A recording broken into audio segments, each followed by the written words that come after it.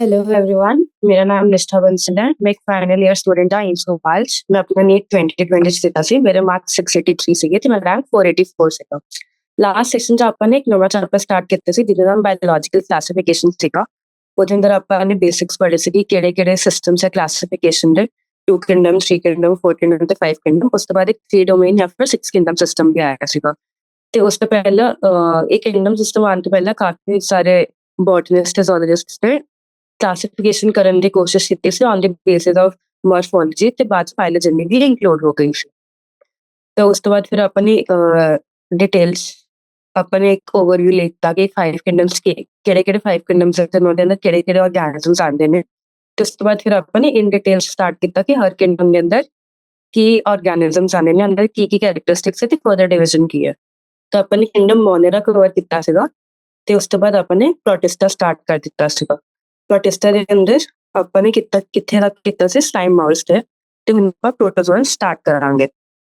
ਜਿਹੜੇ ਪ੍ਰੋਟੋਜ਼ੋਨਸ ਹੁੰਦੇ ਨੇ ਉਹ ਸਾਰੇ ਹੈਟਰੋਟ੍ਰੋਫਸ ਹੈ ਤੇ ਦੇ ਲਿਵ ਐਜ਼ ਪ੍ਰੀਡੇਟਰਸ ਔਰ ਪੈਰਾਸਾਈਟ। ਤੇ ਉਸ ਤੋਂ ਬਾਅਦ ਇਹ ਬਿਲੀਵ ਕੀਤਾ ਜਾਂਦਾ ਕਿ ਉਹ ਪ੍ਰਿਮਿਟਿਵ ਰਿਲੇਟਿਵਸ ਹੈ ਐਨੀਮਲਸ ਦੇ। ਉਹਨਾਂ ਨੂੰ ਆਪਦੇ 4 ਮੇਜਰ ਗਰੁੱਪਸ ਦੇ ਅੰਦਰ ਡਿਵਾਈਡ ਕੀਤਾ ਗਿਆ। ਸਭ ਤੋਂ ਪਹਿਲਾ ਹੈ ਐਮੀਬੋਇਡ ਪ੍ਰੋਟੋਜ਼ੋਨਸ। ਐਮੀਬੋਇਡ ਪ੍ਰੋਟੋਜ਼ੋਨਸ ਉਹ ਆਰਗੈਨਿਜ਼ਮਸ ਹੈ ਜਿਹੜੇ ਆਪਣੇ ਫਰੈਸ਼ ਵਾਟਰ, ਸੀ ਵਾਟਰ, ਮੋਇਸਚਰ ਹਰ ਕਿਤੇ ਮਿਲ ਸਕਦੇ ਨੇ ਤੇ ਮੂਵ ਵੀ ਕਰਦੇ ਨੇ ਤੇ ਆਪਣਾ ਖਾਣਾ ਕੈਪਚਰ ਕਰਦੇ ਨੇ। ਤੇ ਕੈਪਚਰ ਦੇ ਪ੍ਰੇ ਬਾਈ ਪੁਟਿੰਗ ਆਊਟ ਸੂਡੋਪੋਡੀਆ। ਇਹ ਤਾਂ ਆਪਾਂ ਬਹੁਤ ਬੇਸਿਕ 9 ਟੈਸਟ ਤੋਂ ਪੜ੍ਹਦੇ ਆ ਰਹੇ ਹਾਂ ਕਿ ਅਮੀਬਾ ਦੇ ਕੋਲ ਕੀ ਹੁੰਦੇ ਨੇ, ਸੂਡੋਪੋਡੀਆ, ਜਿਹੜੇ ਐਸ ਮੋਟਿਲਿਟੀ ਆਰਗਨਸ ਵੀ ਯੂਜ਼ ਹੁੰਦੇ ਨੇ, ਮਤਲਬ ਮੂਵਮੈਂਟ ਲਈ ਤੇ ਆਪਣੇ ਫੂਡ ਕੈਪਚਰਿੰਗ ਲਈ ਵੀ ਯੂਜ਼ ਹੁੰਦੇ ਨੇ। ਉਸ ਤੋਂ ਬਾਅਦ ਆਉਂਦੇ ਕਿ ਜਿਹੜੇ ਮਰੀਨ ਫਾਰਮਸ ਹੈ, ਮਰੀਨ ਫਾਰਮਸ ਦੇ ਕੋਲ ਹੁੰਦਾ ਹੈ ਸਿਲਿਕਾ ਸ਼ੈਲਸ ਉਹਨਾਂ ਦੇ ਸਰਫੇਸ ਤੇ some of them such as ਐਂਟਾਮੀਬਾ ਔਰ ਪੈਰਾਸਾਈਟਸ। ਐਂਟਾਮੀਬਾ ਕੀ ਹੈ? ਪੈਰਾਸਾਈਟ। ਆਪਾਂ ਪੜ੍ਹਦੇ ਹੀ ਹੈ ਕਿ ਜਿਵੇਂ ਐਂਟਾਮੀਬਾ ਹਿਸਟੋਲਟਿਕਾ ਹੈ ਉਹ ਡਾਇਰੀਆ ਕਾਜ਼ ਕਰਦਾ ਹੈ, ਪੈਰਾਸਿਟਿਕ ਡਾਇਰੀਆ। ਇਸ ਤੋਂ ਇਲਾਵਾ ਬੈਕਟੀਰੀਅਲ ਡਾਇਰੀਆ ਅਲੱਗ ਹੁੰਦਾ ਤੇ ਵਾਇਰਲ ਡਾਇਰੀਆ ਵੀ ਅਲੱਗ ਹੁੰਦਾ। ਉਹਦੇ ਸਿੰਪਟਮਸ ਜਿਹੜੇ ਪ੍ਰੈਜ਼ੈਂਟਿੰਗ ਹੁੰਦੇ ਉਹ ਅਲੱਗ ਹੁੰਦੇ ਨੇ, ਇਹ ਬਹੁਤ ਕਲੀਨਿਕਸ ਦੇ ਅੰਦਰ ਯੂਜ਼ ਹੁੰਦਾ। ਉਸ ਤੋਂ ਬਾਅਦ ਅੱਗੇ ਚੱਲਦੇ ਆਪਾਂ ਫਲੈਸ਼ਲੇਟਿਡ ਪ੍ਰੋਟੋਜ਼ੋਨਸ ਤੇ। ਜਿਹੜੇ ਫਲੈਸ਼ਲੇਟਿਡ ਪ੍ਰੋਟੋਜ਼ੋਨਸ ਹੈ ਉਹ ਜਾਂ ਤਾਂ ਫ੍ਰੀ ਲਿਵਿੰਗ ਹੁੰਦੇ ਨੇ ਜਾਂ ਫਿਰ ਪੈਰਾਸਿਟਿਕ ਹੁੰਦੇ ਨੇ। ਤੇ ਉਸ ਤੋਂ ਬਾਅਦ ਇਹਨਾਂ ਕੋਲ ਫਲੈਜਲਾ ਹੁੰਦਾ ਐਜ਼ ਅ ਮੋਟਿਲਿਟੀ ਆਰਗਨ। ਤੇ ਜਿਹੜੇ ਇਹਨਾਂ ਦੇ ਪੈਰਾਸਿਟਿਕ ਫਾਰਮਸ ਹੁੰਦੇ ਨੇ ਉਹ ਬਹੁਤ ਸਾਰੇ ਡਿਜ਼ੀਜ਼ਸ ਕਾਜ਼ ਕਰਦੇ ਨੇ। ਫॉर एग्जांपल स्लीपिंग सिकनेस ਉਹ ਟ੍ਰਾਈਪੈਨੋਸੋਮਾ ਕਾਜ਼ ਕਰਦਾ। ਫਿਰ ਇਸ ਤੋਂ ਬਾਅਦ ਅੱਗੇ ਆਉਂਦੇ ਆਪਾਂ ਸਿਲਿਏਟਡ ਪ੍ਰੋਟੋਜ਼ੋਨਸ ਤੇ।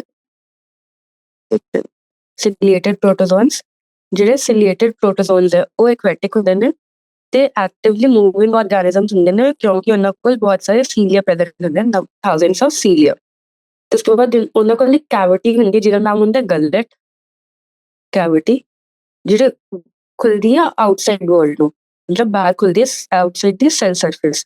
ਤੇ ਉਸ ਤੋਂ ਇਲਾਵਾ ਇਹਨਾਂ ਕੋਲ ਜਿਹੜੇ ਸੀਲੀਆ ਹੁੰਦੇ ਨੇ ਉਹ ਇੱਕ ਕੋਆਰਡੀਨੇਟਡ ਮੂਵਮੈਂਟ ਦਿਖਾਉਂਦੇ ਨੇ।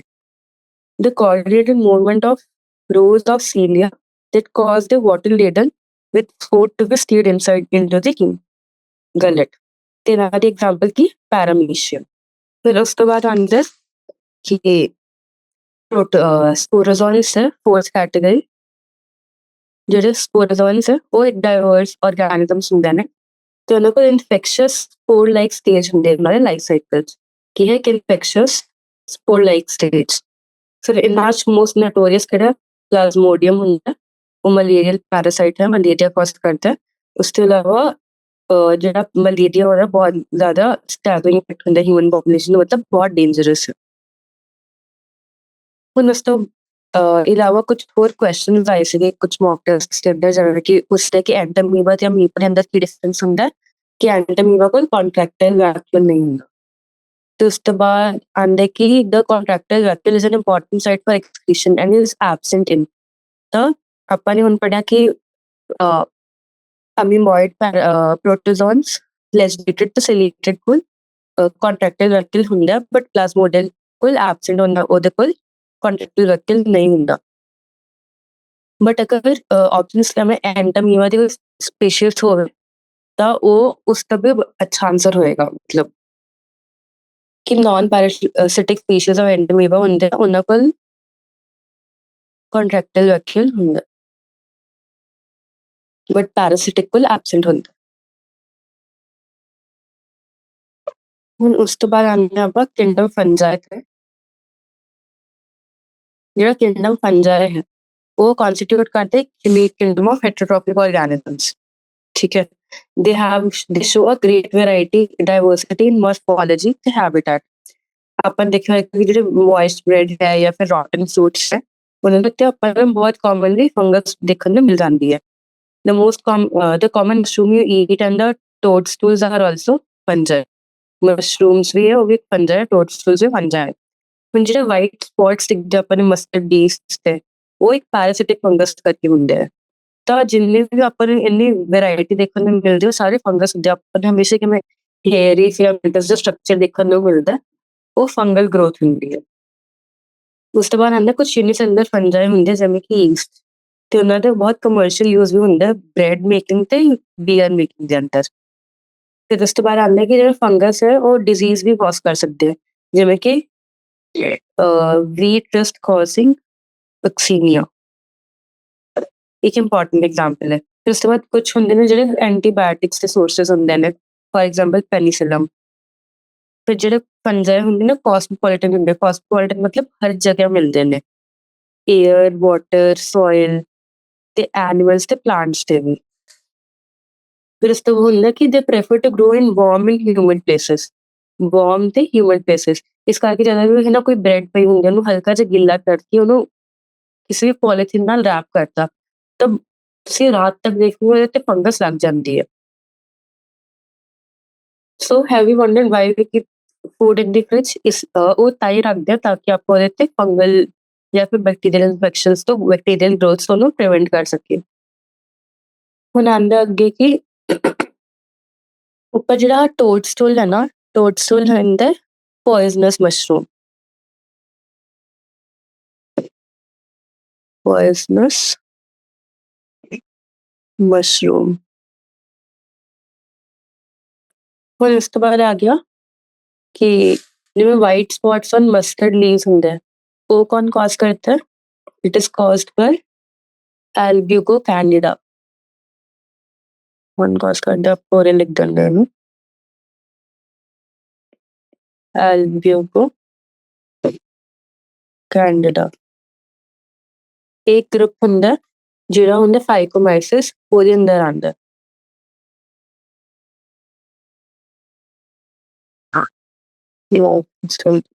बड़ा अच्छा लगता है।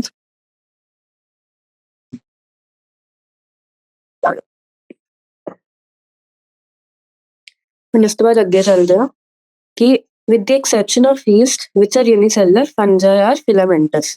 ਬਸ yeast ਨੂੰ ਛੱਡ ਕੇ ਜਿੰਨੇ ਵੀ unicellular fungus ਹੈ ਉਹਨਾਂ ਨੂੰ ਛੱਡ ਕੇ ਬਾਕੀ ਸਾਰੇ filamentous ਹੁੰਦੇ ਨੇ। ਤੇ ਉਹਨਾਂ ਦੀ ਜਿਹੜੀ ਬੋਡੀ ਹੁੰਦੀ ਹੈ it consists of long cylinder thread like structures ਜਿਨ੍ਹਾਂ ਨੂੰ ਆਪਾਂ ਕੀ ਬੋਲਦੇ ਹਾਂ? ਹਾਈਫੇ।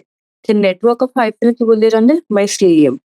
some hyphae are continuous tubes filled with multi-nucleated cytoplasm। ਕੁਝ ਕੀ ਹੁੰਦੇ ਨੇ ਕਿ ਕੰਟੀਨਿਊਸ ਹੋਣਗੇ ਤੇ filled with multi-nucleated cytoplasm। these are called sinusotic hyphae। ਤੇ ਜਿਨ੍ਹਾਂ ਕੋਲ ਸੈਪਟੇ ਹੁੰਦੇ ਨੇ ਜਾਂ ਫਿਰ ਕ੍ਰਾਸ ਵਾਲਸ ਹੁੰਦੇ ਨੇ ਉਹਨਾਂ ਦੇ ਹਾਈਫੇ ਦੇ ਵਿੱਚ, ਤਾਂ ਉਹ ਐਵੇਂ ਸੈਪਟੇਟ ਹੁੰਦੇ ਨੇ, ਉਹਨਾਂ ਕੋਲ ਐਵੇਂ ਮਲਟੀ-ਨਿਊਕਲੀਏਟਡ ਸਾਈਟੋਪਲਾਜ਼ਮ ਨਹੀਂ ਹੁੰਦਾ। ਤੇ cell wall of fungi composed of, cell wall ਕਿਹਦਾ ਬਣਿਆ ਹੋਇਆ?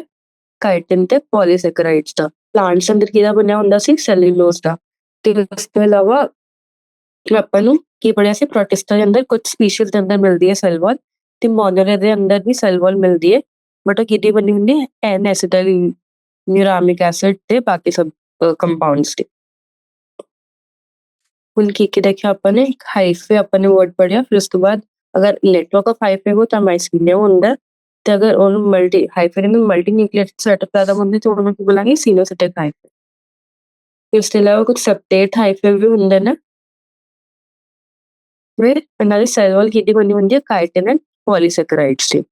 ਹੁਣ ਜਿਹੜੀ ਮੋਸਟ ਫੰਗਸ ਹੁੰਦੀ ਹੈ, ਮੋਸਟ ਫੰਜਾਈ ਆਰ ਹੈਟਰੋਟ੍ਰੋਫਿਕ, ਤੇ ਕੀ ਕਰਦੇ? Absorb soluble organic matter from the dead substrates and hence are called saprophytes।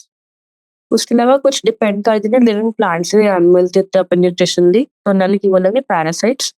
ਤੇ ਕੁਝ ਸਿੰਬਾਇਸਿਸ ਦੇ ਅੰਦਰ ਵੀ ਰਹਿੰਦੇ ਨੇ, ਫॉर एग्जांपल ਸਿੰਬਾਇਸਿਸ ਵਿਦ ਐਲਗੇਸ, ਲਾਈਕਨਸ ਤੇ route of hire plants ਮਾਈਕੋਰਾਈਜ਼ਾ।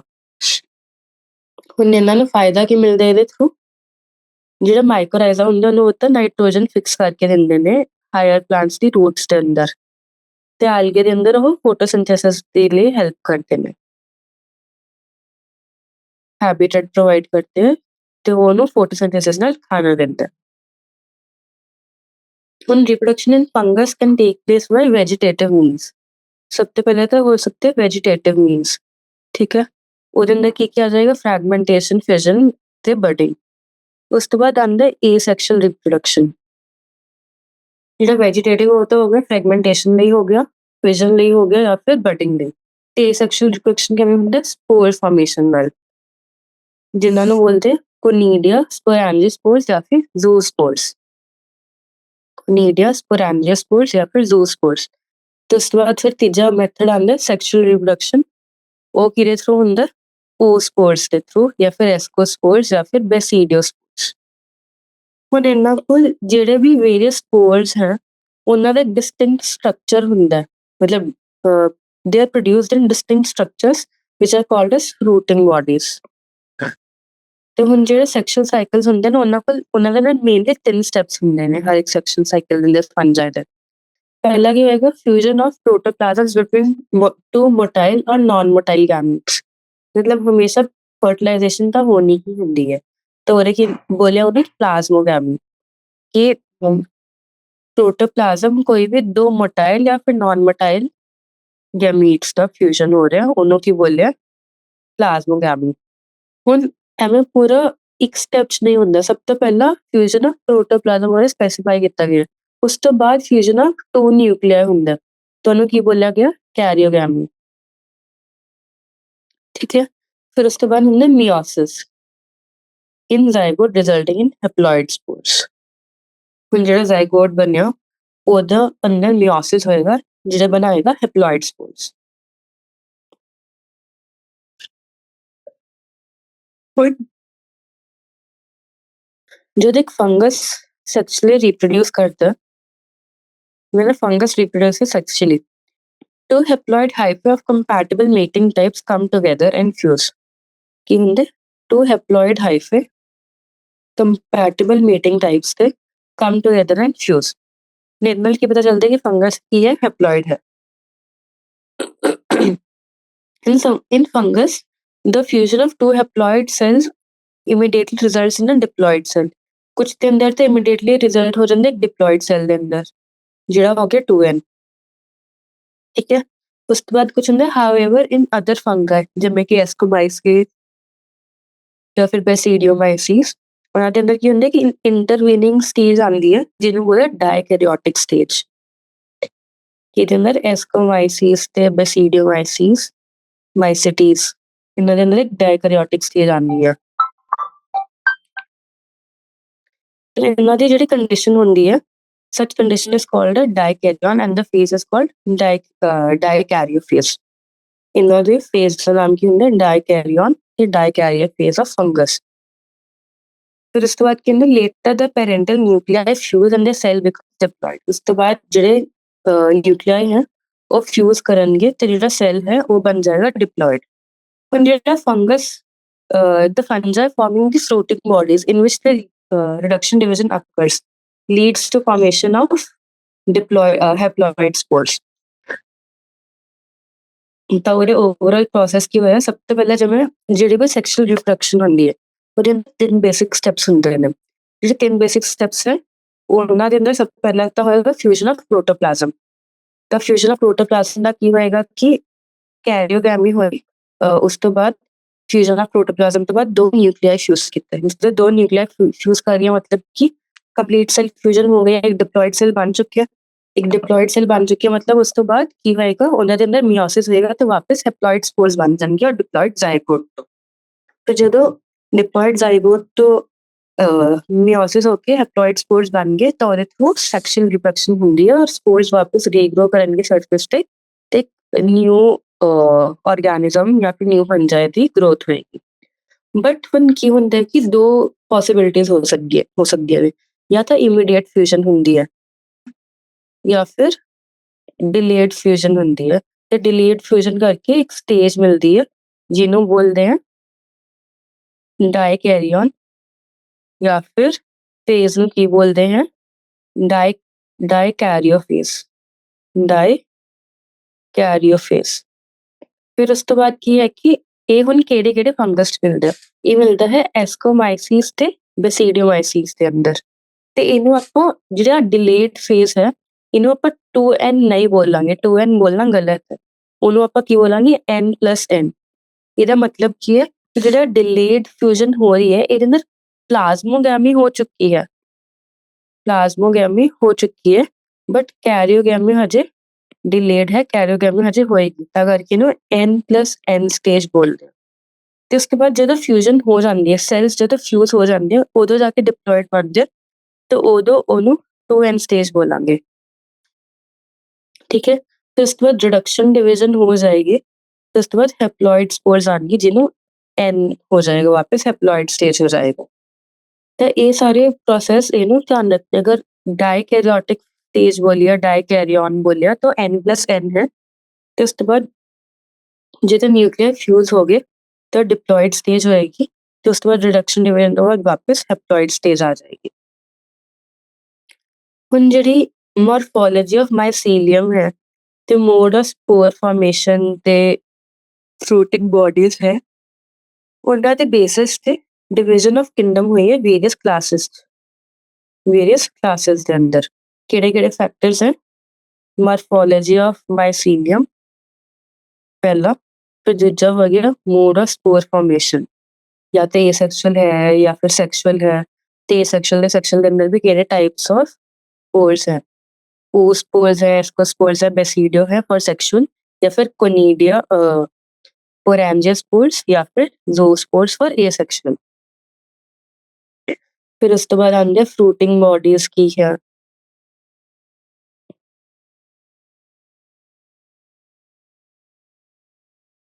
Fruiting bodies की है, ਤੇ ਇਹਨਾਂ ਦੇ ਬੇਸਿਸ ਤੇ ਕੀ ਹੁੰਦਾ ਕਿ ਵੇਰੀਅਸ ਕਲਾਸਿਸ ਦਾ ਡਿਵਾਈਡ ਹੁੰਦਾ। ਉਹਦੇ ਅੰਦਰ ਪਹਿਲੀ ਕਲਾਸ ਕਿਹੜੀ ਹੈ? ਇਸ ਫਾਈਕੋਮਾਈਸੀਸ। ਜਿਹੜਾ ਫਾਈਕੋਮਾਈਸੀਸ ਹੈ, ਉਹਦੇ ਕੁਝ ਹੋਰ ਨਾਮ ਵੀ ਹੈ, ਜਿਵੇਂ ਕਿ ਲੋਅਰ ਫੰਜਾ ਜਾਂ ਫਿਰ ਐਲਗਲ ਫੰਜਾ।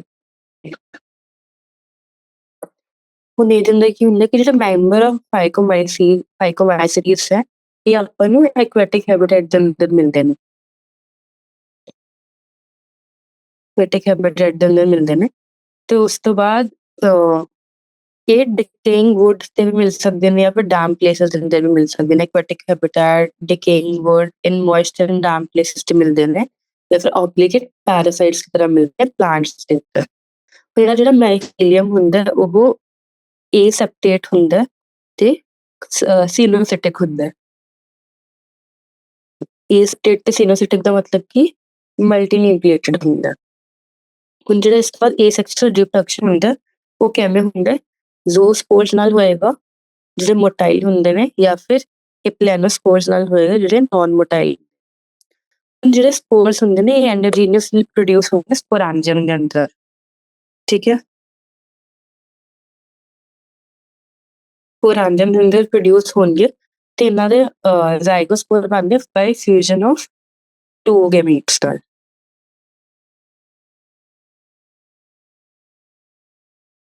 ਫਿਰ ਉਸ ਤੋਂ ਬਾਅਦ ਕੀ ਰਹਿੰਦਾ ਕਿ these gametes are similar in morphology। अगर similar होंगे तो आइसोगैमस बोल देंगे, जे अगर dissimilar होंगे तो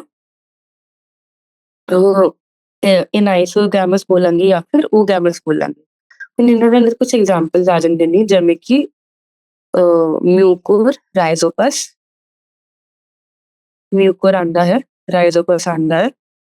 ਉਸ ਤੋਂ ਬਾਅਦ ਆਂਦਾ ਕਿ ਐਲਬੀਓਕੋ ਆਂਦਾ, ਐਲਬੀਓਕੋ ਆਪਾਂ ਨੇ ਪੜਿਆ ਸੀ ਹੁਣੀ ਕਿ पैरासिटिक फंगस है मस्टर्ड, जिससे कुछ वाइट स्पॉट्स कॉज करता है। फिर इस तो बाद आंदा अपना एस्कोमाइसीस। तो सब तो पहले एक बार फाइकोमाइसीस ਨੂੰ ਫਿਰ ਤੋਂ ਦੇਖਦੇ ਹਾਂ ਕਿ ਐਕੁਆਟਿਕ ਹੈਬਿਟੇਟ ਤੇ ਡਿਕੇਇੰਗ ਵੁੱਡ ਤੇ ਮਿਲਦੇ ਨੇ। ਇਹ ਇਹਨਾਂ ਨੂੰ ਲੋਅਰ ਫੰਜਾ ਜਾਂ ਫਿਰ ਐਲਗਲ ਫੰਜਾ ਵੀ ਬੋਲਦੇ ਨੇ। ਨਜ਼ਰ ਮਾਈਸੀਲੀਅਮ ਹੈ, ਏਸੈਪਟੇਟ ਜਾਂ ਸਿਨੋਸਿਟਿਕ ਹੈ, मतलब कि मल्टी न्यूक्लिएटेड है। ਕੀ ਹੈ? Multi nucleated. ਫਿਰ ਉਸ ਤੋਂ ਬਾਅਦ ਇਹਨਾਂ ਦੇ ਏਸੈਕਸ਼ੁਅਲ ਰਿਪਰੋਡਕਸ਼ਨ ਜ਼ੂਸਪੋਰਸ ਜਾਂ ਫਿਰ ਐਪਲੈਨੋਸਪੋਰਸ ਨਾਲ ਹੁੰਦੀ ਹੈ, ਜਿਹੜੇ ਐਂਡੋਜੀਨੀਅਸਲੀ ਪ੍ਰੋਡਿਊਸ ਹੁੰਦੇ ਨੇ ਸਪੋਰੈਂਜਮ ਦੇ ਅੰਦਰ। ਫਿਰ ਉਸ ਤੋਂ ਬਾਅਦ ਜਿਹੜਾ ਜ਼ਾਈਗੋਸਪੋਰ ਹੈ ਉਹ ਬਣਦੇ ਬਾਈ ਫਿਊਜ਼ਨ ਆਫ ਟੂ ਗੈਮੀਟਸ। ਹੁਣ ਅਗਰ ਗੈਮੀਟਸ ਸਿਮਿਲਰ ਹੋਣਗੇ ਮੋਰਫੋਲੋਜੀ में तो आइसोगैमस, अगर डिसिमिलर होंगे तो आइसोगैमस या फिर कोगैमस बोलते हैं। ਹੁਣ ਇਹਨਾਂ ਦੇ ਕੁਝ ਐਗਜ਼ਾਮਪल्स ਰਾਈਜ਼ੋਪਸ ਜਾਂ ਬ੍ਰੈਡ ਬੋਲ, ਫਿਰ ਉਸ ਤੋਂ ਬਾਅਦ ਐਲਬਿਊਕੋ ਜਾਂ ਪੈਰਾਸਿਟਿਕ ਫੰਗਾਈ ਔਨ ਮਸਟਰਡ ਤੇ ਮਿਊਕਰ। ਹੁਣ ਇਹ ਡਾਇਗਰਾਮਸ ਹੈ ਕੁਝ। ਪਹਿਲੇ ਡਾਇਗਰਾਮ ਮਿਊਕਰ ਦੀ ਆ, ਫਿਰ ਉਸ ਤੋਂ ਬਾਅਦ ਆਪਾਂ ਨੂੰ ਦਿਖ ਰਿਹਾ ਐਸਪਰਜਿਲਸ ਹੈ, ਫਿਰ ਜੋ ਅਗੈਰਿਕਸ ਹੈ। ਤੇ ਜਿਹੜਾ ਮਿਊਕਰ ਹੈ ਉਹ ਕੀ ਹੈ? ਫਾਈਕੋਮਾਈਸੀਸ ਮਾਈਸਿਟੀਸ ਫਾਈਕੋਮਾਈਸਿਟੀਸ।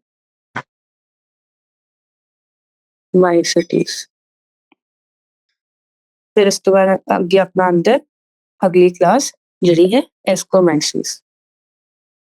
ਜਿਹੜੀ ਐਸਕੋਮਾਈਸੀਸ ਹੁੰਦੀ ਹੈ ਉਹ ਕੀ ਹੁੰਦੀ ਹੈ? ਸੈਕ ਫੰਗਸ ਬੋਲਦੇ ਆ ਉਹਨੂੰ। ਤੇ ਜਿਹੜਾ ਐਸਕੋਮਾਈਸੀਸ ਹੁੰਦਾ ਮੋਸਟਲੀ ਮਲਟੀ ਸੈਲੂਲਰ ਹੁੰਦਾ ਐਸਕੋਮਾਈਸੀਸ। ਫਿਰ ਇਹਦੇ ਅੰਦਰ ਕੁਝ ਪੈਨੀਸੀਲੀਅਮ ਜਾਂ ਫਿਰ ਰੇਅਰਲੀ ਯੂਨੀਸੈਲੂਲਰ ਮਿਲਦੇ ਆ, ਜਿਵੇਂ ਕਿ ਈਸਟ। ਕੀ ਇਹ ਨਾ ਸੈਕ ਫੰਗਸ ਬੋਲਦੇ ਨੇ ਤੇ ਮੋਸਟਲੀ ਮਲਟੀ ਸੈਲੂਲਰ ਹੈ। ਇਹਦੇ ਅੰਦਰ ਕਿਹੜੇ ਆਰਗੈਨਿਜ਼ਮ ਆਣਗੇ? ਪੈਨੀਸੀਲੀਅਮ ਜਾਂ ਫਿਰ ਰੇਅਰਲੀ ਯੂਨੀਸੈਲੂਲਰ, ਜਿਵੇਂ ਕਿ ਈਸਟ, ਜਿਹਨੂੰ ਸੈਕਰੋਮਾਈਸੀਸ ਬੋਲਦੇ ਨੇ। ਹੁਣ ਇਹ ਜਾਂ ਤੇ ਸੈਪਰੋਫਿਟਿਕ ਹੋਣਗੇ, ਡੀਕੰਪੋਜ਼ਰਸ ਹੋਣਗੇ, ਪੈਰਾਸਿਟਿਕ ਹੋਣਗੇ, ਕਾਪਰੋਫਿਲਿਸ ਮਤਲਬ ਗਰੋ ਐਂਡ ਡੰਗ। ਹੁਣ ਇਹਨਾਂ ਜਿਹੜਾ ਮਾਈਸੀਲੀਅਮ ਹੈ ਉਹ ਬ੍ਰਾਂਚਡ ਹੈ ਤੇ ਸਬਟੇਟ ਹੈ, ਮਤਲਬ ਕਿ ਮਲਟੀ ਨਿਊਕਲੀਏਟ ਨਹੀਂ। ਹੁਣ ਜਿਹੜੇ ਇਹਨਾਂ ਦੇ ਏਸੈਕਸ਼ੁਅਲ ਸਪੋਰਸ ਹੈ ਉਹ ਕੋਨੀਡੀਅਮ ਹੁੰਦੇ ਨੇ। ਏਸੈਕਸ਼ੁਅਲ ਸਪੋਰਸ ਇਹਨਾਂ ਦੇ ਪ੍ਰੋਡਿਊਸ ਕਿਵੇਂ ਹੁੰਦੇ ਨੇ? ਐਗਜ਼ੋਜੀਨਸਲੀ। ਹੁਣ ਉਹਦੇ ਇੰਪੋਰਟੈਂਸ ਕੀ ਆਇਆ? ਆਪਾਂ ਨੇ ਉੱਪਰ ਪੜਿਆ ਕਿ ਫਾਈਕੋਮਾਈਸਿਟੀਸ ਦੇ ਅੰਦਰ ਕਿਵੇਂ ਪ੍ਰੋਡਿਊਸ ਹੁੰਦੇ ਨੇ? ਐਂਡੋਜੀਨਸਲੀ ਸਪੋਰੈਂਜਮ। ਬਟ ਉਹਦੇ ਐਸਕੋਮਾਈਸੀਸ ਦੇ ਜਿਹੜੇ ਸਪੋਰ ਪ੍ਰੋਡਕਸ਼ਨ ਹੈ ਸੈਕਸ਼ੁਅਲ, ਉਹ ਕਿਵੇਂ ਹੁੰਦੇ? ਐਗਜ਼ੋਜੀਨਸਲੀ ਕੀਤੇ ਹੁੰਦੇ ਸਪੈਸ਼ਲ ਮਾਈਸੀਲੀਅਮ ਦੇ ਅੰਦਰ, ਜਿਹਨੂੰ ਬੋਲਦੇ ਕੋਨੀਡੀਓਫੋਰਸ। ਜਿਹੜਾ ਕੋਨੀਡੀਆ ਹੁੰਦਾ ਔਨ ਜਰਮੀਨੇਸ਼ਨ ਪ੍ਰੋਡਿਊਸ ਮਾਈਸੀਲੀਅਮ। ਜਰਮੀਨੇਸ਼ਨ ਤੇ ਕੀ ਪ੍ਰੋਡਿਊਸ ਕਰਨਗੇ? ਮਾਈਸੀਲੀਅਮ।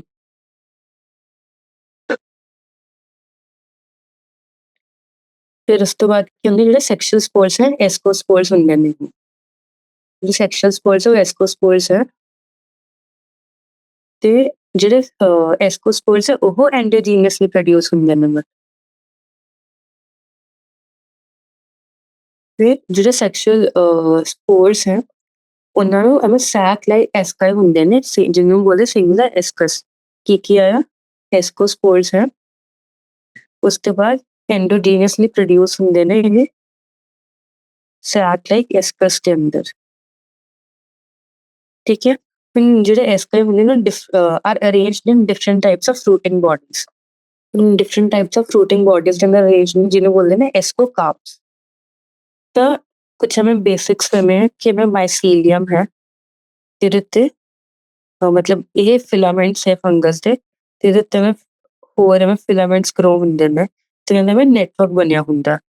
ਤੇ ਹੁਣ ਇਹ ਸਿੰਗਲ ਦੀ ਗੱਲ ਕਰੀਏ ਤੇ ਇਹਨੂੰ ਬੋਲਾਂਗੇ ਹਾਈਫੇ, ਤੇ ਨੈਟਵਰਕ ਦੀ ਗੱਲ ਕਰੀਏ ਤੇ ਇਹਨੂੰ ਬੋਲਾਂਗੇ ਮਾਈਸੀਲੀਅਮ। ਹੁਣ ਇਹਨਾਂ ਦੇ ਉੱਤੇ ਮੈਂ ਫਰੂਟਿੰਗ ਬੋਡੀਜ਼ ਬਣੀਆਂ ਹੁੰਦੀਆਂ ਨੇ। ਠੀਕ ਹੈ। ਤੇ ਮਤਲਬ ਐਵੇਂ ਬਰਡ ਲਾਈਕ ਸਟਰਕਚਰ ਹੁੰਦਾ ਜਿਹਨੂੰ ਆਪਾਂ ਬੋਲ ਸਕਦੇ ਹਾਂ ਫਰੂਟਿੰਗ ਬੋਡੀਜ਼। ਤੇ ਫਰੂਟਿੰਗ ਬੋਡੀਜ਼ ਕੀ ਬਣਾਉਂਦੀਆਂ ਨੇ? ਇਹ ਪ੍ਰੋਡਿਊਸ ਕਰਦੀਆਂ ਨੇ ਸਪੋਰਸ। ਨੇ ਦੋ ਤਰ੍ਹਾਂ ਦੀ ਹੋ ਸਕਦੀਆਂ ਨੇ, ਜਾਂ ਤੇ ਏਸੈਕਸ਼ੁਅਲ ਹੁੰਦੇ ਨੇ ਜਾਂ ਫਿਰ ਸੈਕਸ਼ੁਅਲ ਹੁੰਦੇ ਨੇ। ਹੁਣ ਏਸੈਕਸ਼ੁਅਲ ਅੱਗੇ ਤਿੰਨ ਤਰ੍ਹਾਂ ਦੇ ਸੀਗੇ, ਕੀ ਸੀ? ਕੋਨੀਡੀਆ। ਫਿਰ ਉਸ ਤੋਂ ਬਾਅਦ ਕੋਨੀਡੀਆ ਤੋਂ ਇਲਾਵਾ ਕਿਹੜੇ ਸੀਗੇ? ਸਪੋਰੈਂਜੋਸਪੋਰਸ ਤੇ ਜ਼ੂਸਪੋਰਸ। ਸਪੋਰੈਂਜੋਸਪੋਰਸ ਤੇ ਜ਼ੂਸਪੋਰਸ। ਤੇ ਸੈਕਸ਼ੁਅਲ ਵੀ ਤਿੰਨ ਤਰ੍ਹਾਂ ਦੇ ਸੀਗੇ, ਓਸਪੋਰਸ, ਐਸਕੋਸਪੋਰਸ ਤੇ ਬੈਸੀਡੋਸਪੋਰਸ।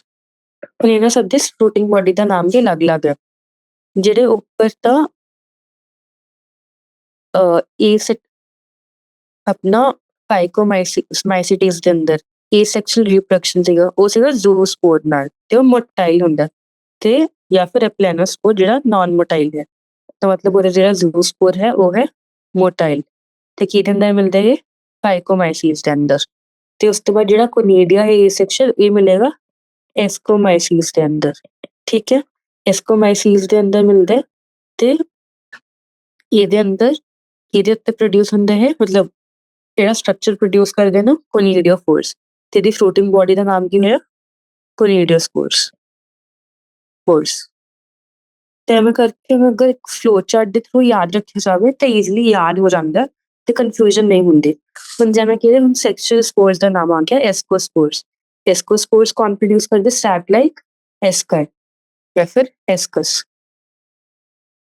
ਤੇ ਉਹਦੀ ਫਲੋਟਿੰਗ ਬੋਡੀ ਦਾ ਕੀ ਨਾਮ ਹੈ? ਐਸਕੋਕਾਰਪਸ, ਠੀਕ ਹੈ। ਹੁਣ ਇਸ ਤੋਂ ਬਾਅਦ ਆਉਂਦੇ ਇਹਨਾਂ ਦੇ ਕੁਝ ਐਗਜ਼ਾਮਪਲਸ, ਜਿਵੇਂ ਕਿ ਐਸਪਰਜਿਲਸ, ਕਲੈਵੀਸੈਪਸ ਤੇ ਨਿਊਰੋਸਪੋਰਾ। ਹੁਣ ਜਿਹੜੇ ਨਿਊਰੋਸਪੋਰਾ ਹੁੰਦੇ ਉਹ ਐਕਸਟੈਂਸਿਵਲੀ ਬਾਇਓਕੈਮੀਕਲ ਵਰਕ ਦੇ ਅੰਦਰ ਤੇ ਜੈਨੇਟਿਕ ਵਰਕ ਦੇ ਅੰਦਰ ਯੂਜ਼ ਹੁੰਦਾ। ਇਹਦੇ ਤੋਂ ਬਹੁਤ ਸਾਰੇ ਕੁਐਸਚਨਸ ਬਣਦੇ ਨੇ ਫੰਗਸ ਦੇ ਐਗਜ਼ਾਮਪਲਸ ਦੇ ਉੱਤੇ, ਜਾਂ ਮੈਚ ਦ ਫੋਲੋਇੰਗ ਆ ਜਾਂਦੇ ਦੇਖੇ ਉਹਨਾਂ ਦੇ ਫੰਕਸ਼ਨ ਨਾਲ ਮੈਚ ਕਰਨਾ, ਜਾਂ ਫਿਰ ਐਵੇਂ ਆ ਜਾਂਦਾ ਹੈ ਕਿ ਉਹ ਇਹਨਾਂ ਦਾ ਫੰਕਸ਼ਨ ਕੀ ਹੈ, ਜਾਂ ਫਿਰ ਟੌਕਸਿਨਸ ਦੇ ਨਾਲ, ਤਾਂ ਉਹ ਸਭ ਆ ਜਾਂਦਾ।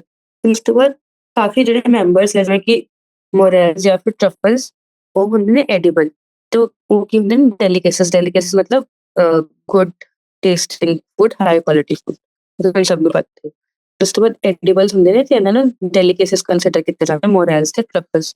ਤਾਂ ਓਵਰਆਲ ਕਿਹੜੇ ਕਿਹੜੇ ਐਗਜ਼ਾਮਪਲਸ ਪੜ੍ਹੇ ਆਪਾਂ ਨੇ? ਐਸਪਰਜਿਲਸ, ਕਲੈਵੀਸੈਪਸ, ਨਿਊਰੋਸਪੋਰਾ ਤੇ ਉਸ ਤੋਂ ਬਾਅਦ ਮੋਰੇਲਸ ਐਂਡ ਟਰਫਲਸ।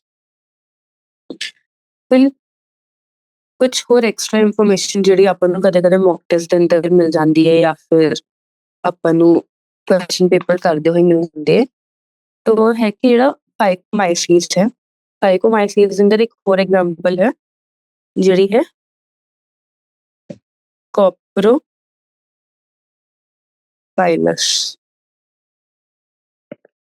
ਠੀਕ ਹੈ। ਉਸ ਤੋਂ ਬਾਅਦ ਅੱਗੇ ਆ ਜਾਂਦਾ ਕਿ ਜਿਹੜਾ ਫਾਈਕੋਮਾਈਸੀਸ ਹੈ ਨਾ, ਉਹ ਵੀ ਅੱਗੇ ਦੋ ਕਲਾਸਿਸ ਉਹਦੇ ਦੋ ਡਿਵੀਜ਼ਨ ਜਾਂ ਫਿਰ ਕਲਾਸਿਸ ਦੇ ਅੰਦਰ ਡਿਵਾਈਡ ਹੁੰਦਾ। ਫਾਈਕੋਮਾਈਸੀਸ ਨੂੰ ਮਾਈਸੀਟੀਸ, ਜਿਵੇਂ ਕਿ ਓਮਾਈਸੀਟੀਸ ਤੇ ਜ਼ਾਈਗੋਮਾਈਸੀਟੀਸ, ਠੀਕ। ਜਿਹੜਾ ਓਮਾਈਸੀਟੀਸ ਹੈ ਉਹਦੇ ਕੋਲ ਸੈਲੂਲੋਜ਼ਿਕ ਸੈਲ ਵਾਲ ਹੁੰਦੀ ਹੈ, ਇਹ ਇੱਕ ਇੰਪੋਰਟੈਂਟ ਪੁਆਇੰਟ ਹੈ। ਤੇ ਜਿਹੜਾ ਜ਼ਾਈਗੋਮਾਈਸੀਟੀਸ ਹੈ ਉਹਦੇ ਕੋਲ ਕਾਇਟਨ ਦੀ ਸੈਲ ਵਾਲ ਹੁੰਦੀ ਹੈ।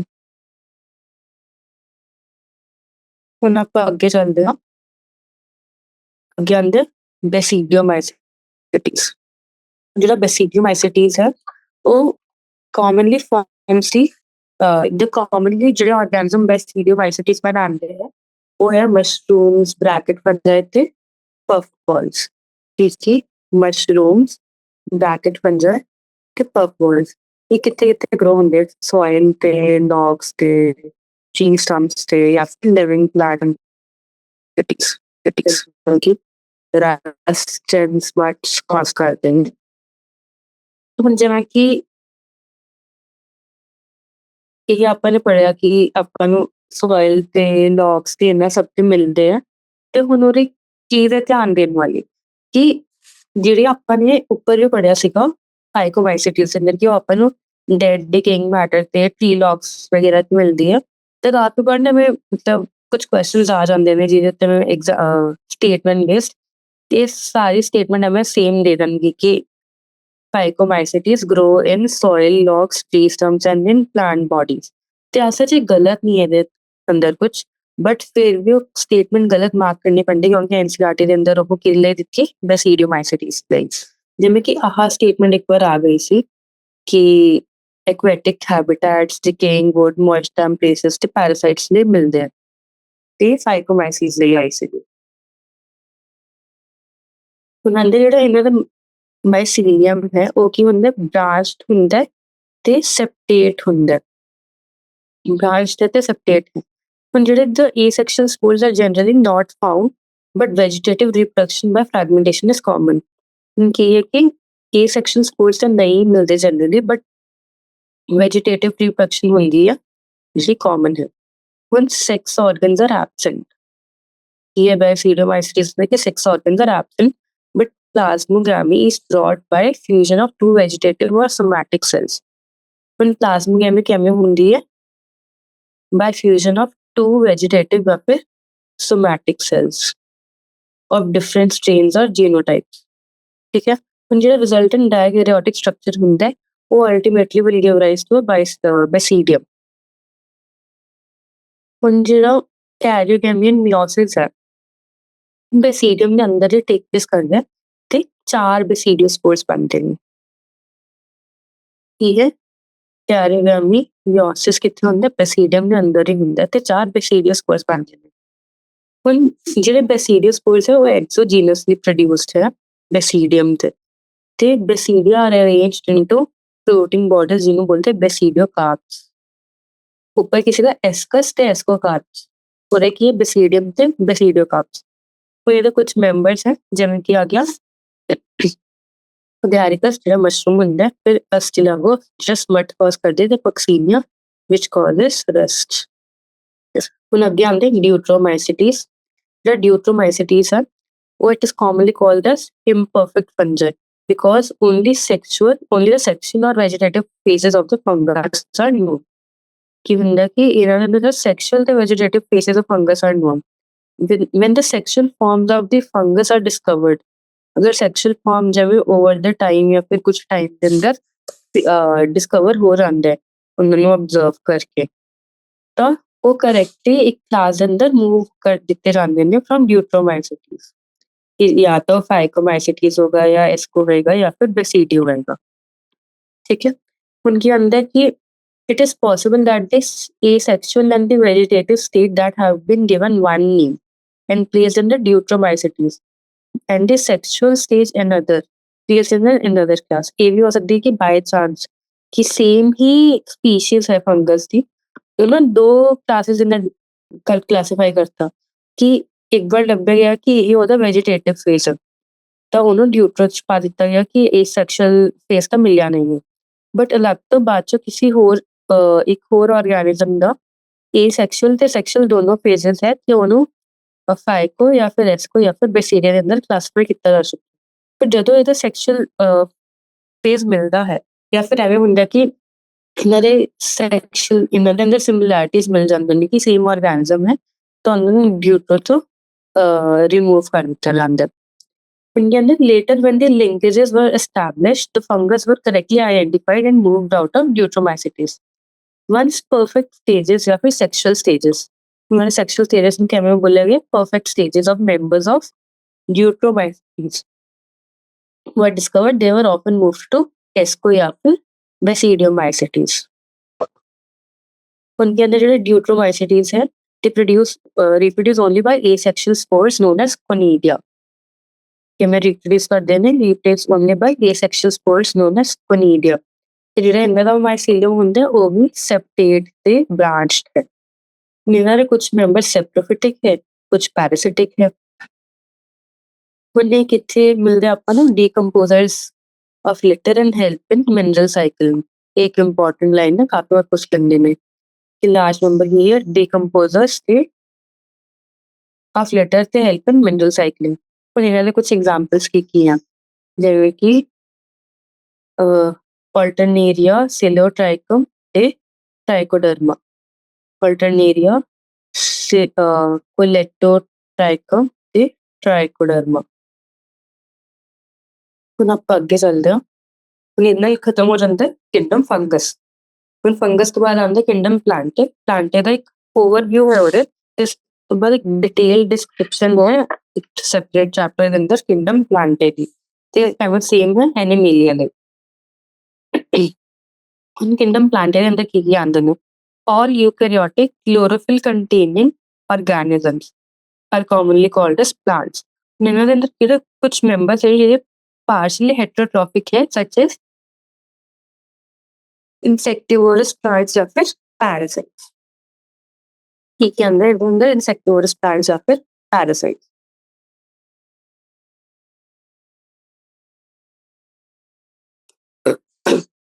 ਜਿਵੇਂ ਕਿ ਬਲੈਡਰ ਵੋਟਸ ਆ ਗਏ ਜਾਂ ਫਿਰ ਵੀਨਸ ਫਲਾਈਟ੍ਰੈਪਸ ਹੈ, ਇਹ ਸਾਰੇ ਕੀ ਹੈ?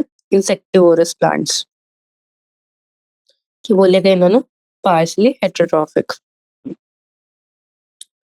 ਹੁਣ ਜਿਹੜਾ ਕਸਕਟਾ ਹੈ ਉਹ ਕੀ ਹੈ? Parasite. Torus plants are with parasite. But here the plant cells have a eukaryotic structure with prominent chloroplast and the cell wall mainly made of cellulose. Eukaryotic structure है ਤੇ prominent chloroplast है ਤੇ mainly ਕਿਹੜੇ ਨਾਲ ਬਣੇ ਹੁੰਦੇ ਨੇ? cellulose ਨਾਲ।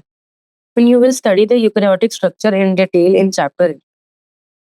एक chapter 8 की है cell the unit of life है ਉਹਦੇ ਅੰਦਰ details eukaryotic structure. Eukaryotic cell structure ਦੇ ਅੰਦਰ ਕੀ ਹੁੰਦਾ ਕਿ ਜਾਂ ਤਾਂ ਬਾਹਰ ਸੈਲ ਵਾਲ ਪ੍ਰੈਜ਼ੈਂਟ ਹੋਏਗੀ ਜਾਂ ਫਿਰ ਐਬਸੈਂਟ ਹੋਏਗੀ। ਆਪਸ਼ਨਲ ਹੈ ਕਿ ਪਲਾਂਟਸ ਅੰਦਰ ਪ੍ਰੈਜ਼ੈਂਟ ਹੈ ਤੇ ਐਨੀਮਲਸ ਅੰਦਰ ਐਬਸੈਂਟ ਹੈ। ਤੇ ਉਸ ਤੋਂ ਬਾਅਦ ਅੰਦਰ ਇੱਕ ਹੋਰ ਕਵਰਿੰਗ ਹੋਏਗੀ ਜਿਹਨੂੰ ਬੋਲਾਂਗੇ ਸੈਲ ਵਾਲ। ਠੀਕ ਹੈ। ਹੁਣ ਜਿਵੇਂ ਕਿ ਪ੍ਰੋਕੈਰੀਓਟਿਕ ਸਟਰਕਚਰ ਹੈ ਉਹਨਾਂ ਦੇ ਅੰਦਰ ਕੀ ਹੁੰਦਾ ਕਿ ਬਾਹਰ ਇੱਕ ਗਲਾਈਕੋਕੈਲਿਕਸ ਵੀ ਪ੍ਰੈਜ਼ੈਂਟ ਹੁੰਦਾ ਤੇ ਉਹਨਾਂ ਦਾ ਜਿਹੜਾ ਸੈਲ ਮੈਂਬਰੇਨ ਦਾ ਸਟਰਕਚਰ ਹੈ ਉਹ ਬਹੁਤ ਕੰਪਲੈਕਸ ਹੁੰਦਾ। ਹੁਣ ਸੈਲ ਵਾਲ ਹੋ ਗਿਆ, ਗਲਾਈਕੋਕੈਲਿਕਸ ਹੋ ਗਿਆ, ਸੌਰੀ ਸੈਲ ਵਾਲ ਤੇ ਸੈਲ ਮੈਂਬਰੇਨ ਹੋ ਗਿਆ। ਹੁਣ ਕੀ ਹੁੰਦੇ ਕਿ ਜਿਵੇਂ ਪਲਾਂਟਸ ਹੈ, ਪਲਾਂਟਸ ਦੇ ਬਾਹਰ ਨਾ ਸੈਲ ਵਾਲ ਦੇ ਬਾਹਰ ਉਹਨਾਂ ਕੋਲ ਜਿਵੇਂ ਮਿਡਲ ਲੈਮਿਨੇਸ ਹੁੰਦੇ ਜਿਵੇਂ ਹਮੇ ਕਨੈਕਟਿੰਗ ਸਟਰਕਚਰਸ ਹੁੰਦੇ ਨੇ ਬਿਟਵੀਨ ਐਡਜੈਸੈਂਟ ਸੈਲਸ। ਹੁਣ ਉਸ ਤੋਂ ਬਾਅਦ ਪਲਾਂਟਸ ਤੇ ਐਨੀਮਲਸ ਦੇ ਅੰਦਰ ਕੀ ਹੋਏਗਾ? ਇੱਕ ਪ੍ਰੋਪਰ ਨਿਊਕਲੀਅਸ ਹੋਏਗਾ ਜਿਹਦੇ ਡਬਲ ਮੈਂਬਰੇਨ ਸਟਰਕਚਰ ਹੋਏਗਾ ਤੇ ਉਹਦੇ ਅੰਦਰ ਕ੍ਰੋਮੋਸੋਮਸ ਹੋਣਗੇ ਜਿਹੜੇ ਕ੍ਰੋਮੈਟਿਨ ਫਾਰਮ ਦੇ ਅੰਦਰ ਪ੍ਰੈਜ਼ੈਂਟ ਹੋਣਗੇ, ਮਤਲਬ ਕੰਡੈਂਸਡ ਫਾਰਮ ਨਹੀਂ ਹੋਏਗੀ। ਹੁਣ ਐਨੀਮਲਸ ਦੇ ਅੰਦਰ ਕੀ ਹੋਏਗਾ? ਸਮਾਲ ਵੈਕਿਊਲਸ ਪ੍ਰੈਜ਼ੈਂਟ ਹੋਣਗੇ ਬਟ ਪਲਾਂਟਸ ਦੇ ਅੰਦਰ ਕੀ ਹੁੰਦਾ? ਇੱਕ ਲਾਰਜ ਸੈਂਟਰਲ ਵੈਕਿਊਲ ਪ੍ਰੈਜ਼ੈਂਟ ਹੁੰਦਾ ਜਿਹੜਾ majority of the cell space ਨੂੰ ਲੈ ਲੈਂਦਾ।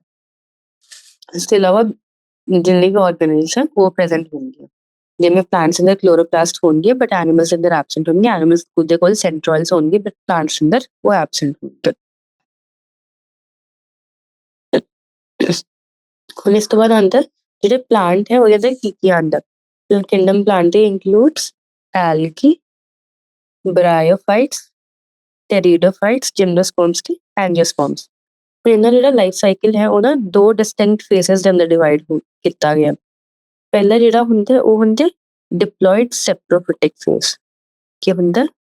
Deployed saprophytic phase. ਦੂਜਾ ਹੁੰਦਾ ਹੈਪਲੋਇਡ ਜਾਂ ਮੇਟਾਫਿਟਿਕ ਫੇਜ਼ ਜਿਹੜੇ ਇੱਕ ਦੂਜੇ ਨਾਲ ਆਲਟਰਨੇਟ ਕਰਦੇ ਨੇ।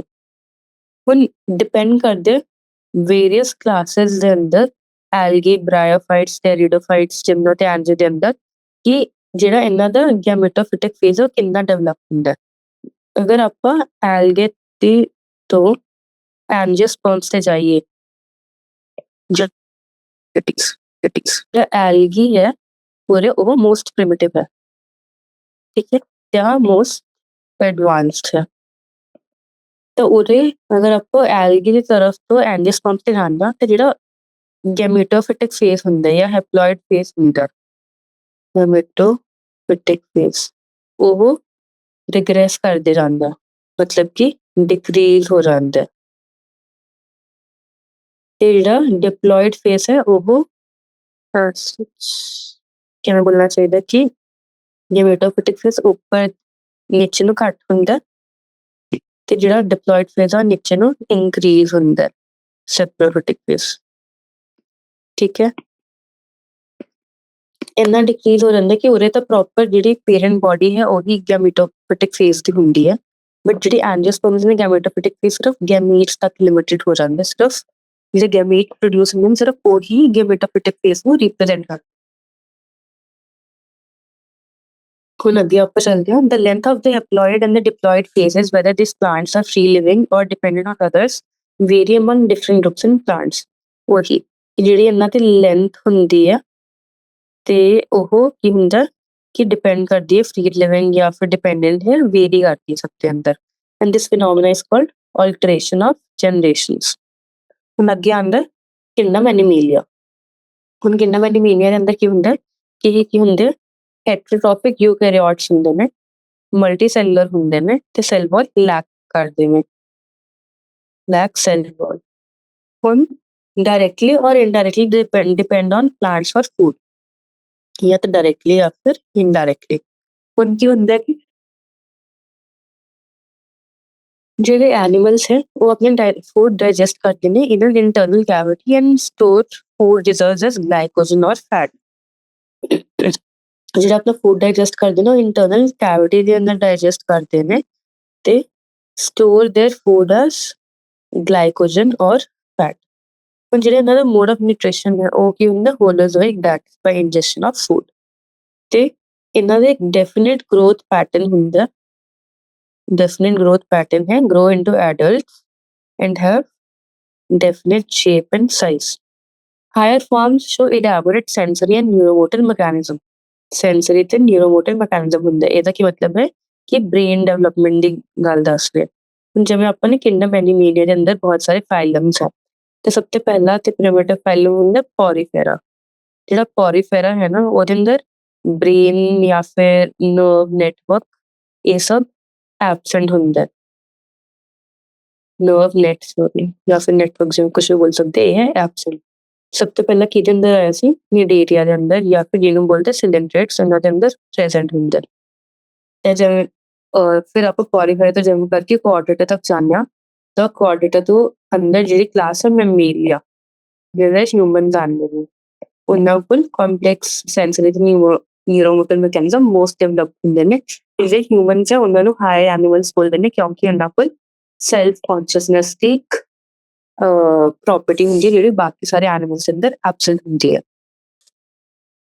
ਤੇ most of them are capable of locomotion. ਹੁਣ ਮੋਸਟ ਕਿਉਂ ਬੋਲਿਆ ਗਿਆ ਕਿਉਂਕਿ ਕੁਝ ਪੋਰੀਫੇਰਾ ਨਿਡੇਰੀਅਨਸ ਹੁੰਦੇ ਨੇ ਜਿਹੜੇ ਨਾਨ ਮੋਟਾਈਲ ਹੁੰਦੇ ਨੇ। ਉਹਨਾਂ ਜਿਹੜੇ ਇਹਨਾਂ ਦੇ ਸੈਕਸ਼ੂਅਲ ਰਿਪਰੋਡਕਸ਼ਨ ਹੁੰਦੀ ਹੈ ਉਹ ਹੁੰਦੀ ਹੈ by copulation of male and female followed by embryological development. ਤੇ ਇਹਨਾਂ ਦੇ ਕੁਝ ਸਾਇਲੈਂਟ ਫੀਚਰਸ ਹੈ ਉਹ ਚੈਪਟਰ 4 ਦੇ ਅੰਦਰ ਇਨ ਡਿਟੇਲ ਡਿਸਕ੍ਰਾਈਬ ਕੀਤੇ ਹੋਏ ਹਨ। ਹੁਣ ਇਹਦੇ ਨਾਲ ਆਪਾਂ ਆ ਜਾਂਦੇ ਹਾਂ ਇੱਕ ਲਾਸਟ ਸੈਕਸ਼ਨ ਤੇ ਜਿਹਦੇ ਅੰਦਰ ਆਪਾਂ ਡਿਸਕ੍ਰਾਈਬ ਕਰਾਂਗੇ ਵਾਇਰਸਿਸ, ਵਾਇਰੋਇਡਸ, ਪ੍ਰਿਓਨਸ ਤੇ ਲਾਈਕਨਸ। ਠੀਕ ਹੈ। ਹੁਣ ਕੀ ਕਹਿੰਦੇ ਜਿਹੜਾ 5 ਕਿੰਗਡਮ ਕਲਾਸੀਫਿਕੇਸ਼ਨ ਸੀਗਾ ਉਹ ਕਿਹਨੇ ਦਿੱਤਾ ਸੀ, ਆਰ.ਐਚ. ਵਿਟੇਕਰ ਨੇ। ਠੀਕ ਹੈ। ਉਹਦੇ ਅੰਦਰ ਕੁਝ ਕਲਾਸਿਸ ਦਾ ਕੋਈ ਮੈਂਸ਼ਨ ਨਹੀਂ ਸੀਗਾ ਜਿਵੇਂ ਕਿ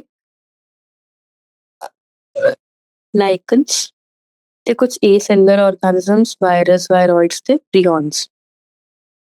ਤਾਂ ਉਹਨਾਂ ਨੂੰ ਆਪਾਂ ਹੁਣ ਡਿਸਕ੍ਰਾਈਬ ਕਰਦੇ ਹਾਂ।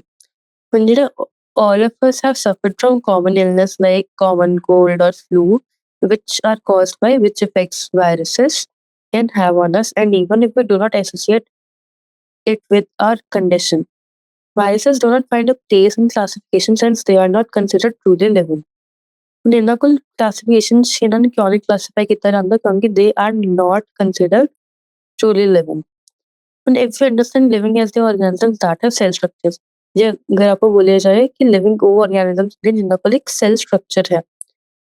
ਤੇ ਹੁਣ ਜਿਹੜੇ ਵਾਇਰਸਿਸ ਹੈ they are non cellular organisms and are characterized by having inert crystalline structure outside the living cell। और ये स्टेटमेंट बहुत इंपॉर्टेंट है कि ਹੁੰਦੇ ਕਿ ਜਿਹੜੇ ਵਾਇਰਸਿਸ ਹੈ ਉਹ ਨਾਨ ਸੈਲੂਲਰ ਆਰਗੈਨਿਜ਼ਮਸ ਹੈ ਕਿਵੇਂ ਕੈਰੈਕਟਰਾਈਜ਼ ਕੀਤਾ ਗਿਆ ਉਹਨਾਂ ਨੂੰ, ਇਨਰਟ ਕ੍ਰਿਸਟਲਾਈਨ ਸਟਰਕਚਰਸ ਆਊਟਸਾਈਡ ਦੀ ਲਿਵਿੰਗ ਸੈਲ। ਹੁਣ ਇਹ ਕੁਝ ਡਾਇਗਰਾਮਸ ਹੈ ਤੇ ਆਪਾਂ ਇਹਨਾਂ ਨੂੰ ਡਿਸਕਸ ਕਰਾਂਗੇ ਕਿ ਪਹਿਲੀ ਡਾਇਗਰਾਮ ਤਾਂ ਟੋਬੈਕੋ ਮੋਜ਼ੈਕ ਵਾਇਰਸ ਦੀ ਹੈ ਤੇ ਦੂਜੀ ਡਾਇਗਰਾਮ ਹੈ ਬੈਕਟੀਰੀਆ ਫੇਜ ਦੀ। ਇਹਨਾਂ ਦਾ ਜਿਹੜਾ ਜੈਨੇਟਿਕ ਮਟੀਰੀਅਲ ਹੈ ਉਹ ਜਾਂ ਤਾਂ ਆਰਐਨਏ ਜਾਂ ਡੀਐਨਏ ਹੁੰਦਾ, ਦੋਨੋਂ ਨਹੀਂ ਹੁੰਦੇ ਆ, ਦੋਨੋਂ 'ਚ ਕੋਈ ਵੀ ਇੱਕ ਹੋਏਗਾ। ਤੇ ਉਸ ਤੋਂ ਬਾਅਦ ਇਹਨਾਂ ਦੀ ਆਊਟਰ ਕਵਰਿੰਗ ਹੁੰਦੀ ਜਿਹਨੂੰ ਬੋਲਦੇ ਕੈਪਸਿਡ। ਉਹਦੇ ਆਪਾਂ ਬੈਕਟੀਰੀਆ ਫੇਜ ਦਾ ਸਟਰਕਚਰ ਦੇਖ ਸਕਦੇ ਹਾਂ। ਹੈਡ ਹੈ, ਉਸ ਤੋਂ ਬਾਅਦ ਇੱਕ ਕਾਲਰ ਆਉਂਦਾ, ਫਿਰ ਸ਼ੀਥ ਆਉਂਦਾ, ਉਸ ਤੋਂ ਬਾਅਦ ਟੇਲ ਫਾਈਬਰਸ ਆਉਂਦੇ ਨੇ। ਠੀਕ ਹੈ। ਹੁਣ ਅੱਗੇ ਆਪਾਂ ਚੱਲਦੇ ਹਾਂ। Once they infect the cell, they take over the machinery of the host to replicate themselves. Infect ਕਰਦੇ ਨੇ cell ਨੂੰ, take over the machinery of the host cell to replicate themselves and killing the host. So would you call viruses living or non-living? ਇਹ long running debate ਹੈ। ਕੁਛ ਲੋਕ living ਬੋਲਦੇ, ਕੁਛ non-living ਬੋਲਦੇ ਆ on the basis of various features। ਪਰ ਜਿਹੜਾ ਵਾਇਰਸ ਹੈ, ਵਾਇਰਸ ਦਾ ਮਤਲਬ ਕੀ ਹੁੰਦਾ? ਹੁਣ ਵੈਨਮ ਹੁੰਦਾ ਜਾਂ ਫਿਰ poisonous fluid ਹੁੰਦਾ। ਤੇ ਕਿਹੜੇ ਸਾਇੰਟਿਸਟ ਨੇ? ਡਿਮਿਟਰੀ ਆਇਨੋਵਸਕੀ। ਉਹਨੇ 1892 ਦੇ ਅੰਦਰ ਕੀ ਕੀਤਾ ਸੀ? Recognise certain microbes as causal organisms. ਹੁਣ ਕੁਛ ਐਵੇਂ ਬੋਲਦੇ ਨੇ ਜਿਹੜਾ ਵਾਇਰਸ ਹੁੰਦਾ ਕਨੈਕਟਿੰਗ ਲਿੰਕ ਹੁੰਦਾ ਹੈ ਲਿਵਿੰਗ ਤੇ ਨਾਨ ਲਿਵਿੰਗ ਦੇ ਅੰਦਰ। ਹੁਣ ਕੀ ਹੈ ਕਿ ਡਿਮਿਟਰੀ ਆਇਨੋਵਸਕੀ ਨੇ 1892 ਦੇ ਅੰਦਰ ਕੀ ਰਿਕਗਨਾਈਜ਼ ਕੀਤਾ? Recognise certain microbes as casual organisms of mosaic disease of tobacco. ठीक है, they were found to be smaller than bacteria. Certain microbes are casual है ਤੇ mosaic disease of tobacco ਦੇ ਅੰਦਰ ਮਿਲੇ। ਠੀਕ ਹੈ, ਹੁਣ ਇਹ ਕੀ ਸੀਗਾ, ਇਹਨੇ ਦੇਖਿਆ ਕਿ ਉਹ ਕੀ ਸੀਗੇ, smaller than bacteria, smaller than bacteria। ਠੀਕ ਹੈ, ਬਿਕੋਜ਼ ਉਹ ਕੀ ਹੁੰਦੇ ਸੀ, ਬੈਕਟੀਰੀਆ ਥਰੂ ਫਿਲਟਰ ਦੇ ਥਰੂ ਪਾਸ ਹੋ ਸਕਦੇ ਸੀਗੇ। ਹੁਣ ਉਸ ਤੋਂ ਬਾਅਦ ਇੱਕ ਹੋਰ ਸਾਇੰਟਿਸਟ ਹੈ NW ਬੇਜ਼ਰਨਿਕ, ਉਹਨਾਂ ਨੇ ਕੀ ਡੈਮੋਨਸਟ੍ਰੇਟ ਕੀਤਾ ਕਿ ਜਿਹੜੇ ਐਕਸਟ੍ਰੈਕਟਸ ਆਫ ਇਨਫੈਕਟਡ ਪਲਾਂਟਸ ਹੈ, extract of the infected plant of tobacco could cause infection in healthy plants and named the new pathogen as virus। नाम किन्हें दिता, virus, and called the fluid as contagion vivien fluid, मतलब infectious living fluid।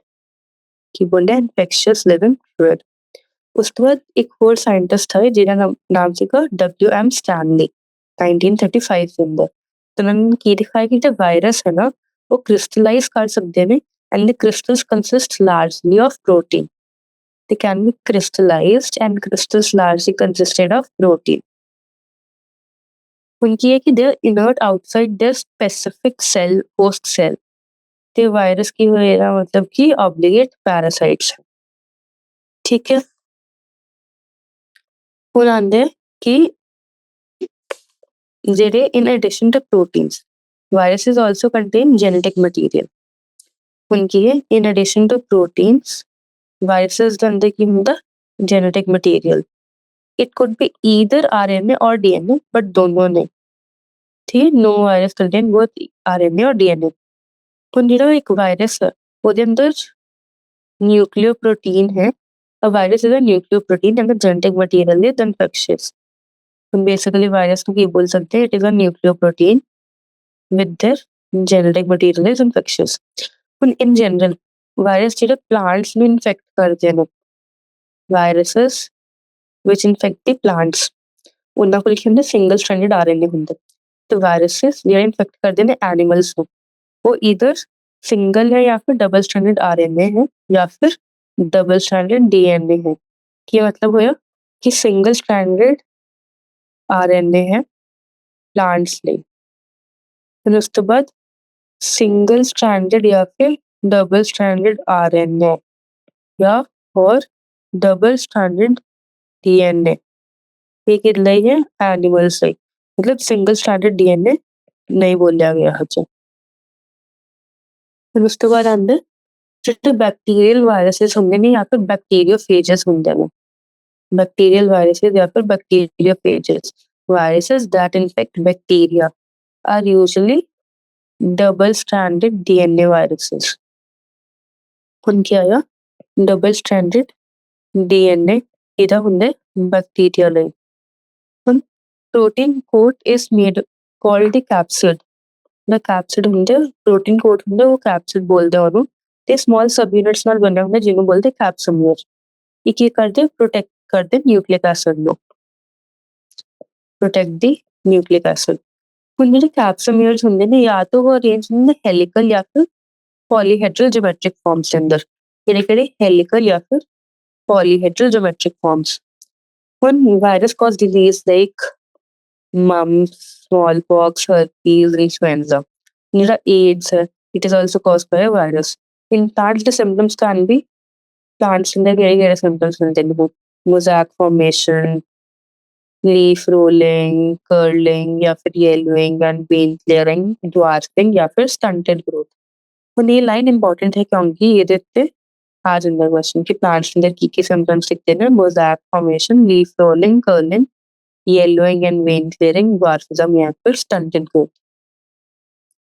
ठीक है, ਹੁਣ virus ਦੇ ਬਾਰੇ ਕੁਝ ਐਕਸਟਰਾ ਪੁਆਇੰਟਸ ਦੇਖਦੇ ਹਾਂ ਕਿ ਜਿਹੜਾ TMV ਹੈ, ਇਹ ਆਪਾਂ ਡਾਇਗਰਾਮ ਦੇ ਅੰਦਰ ਦੇਖ ਸਕਦੇ ਹਾਂ। ਇਹਦੇ ਕੋਲ ਕੀ ਹੁੰਦਾ, ਹੈਲੀਕਲ ਸਿਸਟਮ ਹੁੰਦਾ ਇਹਦੇ ਕੋਲ, ਕੈਪਸੂਮੀਅਰ ਅਰੇਂਜਮੈਂਟ ਦਾ। ਤੇ ਜਿਹੜਾ ਬੈਕਟੀਰੀਓਫੇਜ ਹੈ, ਇਹਦੇ ਕੋਲ ਕੀ ਹੈ, ਪੋਲੀਹੈਡਰਲ ਸਿਸਟਮ। ਠੀਕ ਹੈ, ਹੁਣ ਜਿਹੜਾ TMV ਕਿਹਨੇ ਡਿਸਕਵਰ ਕੀਤਾ ਸੀ, ਹੁਣ ਆਪਾਂ ਨੇ ਥਿਊਰੀ ਦੇ ਅੰਦਰ ਪੜ੍ਹਿਆ, ਡਿਸਕਵਰਡ ਬਾय DJ Ivanovsky।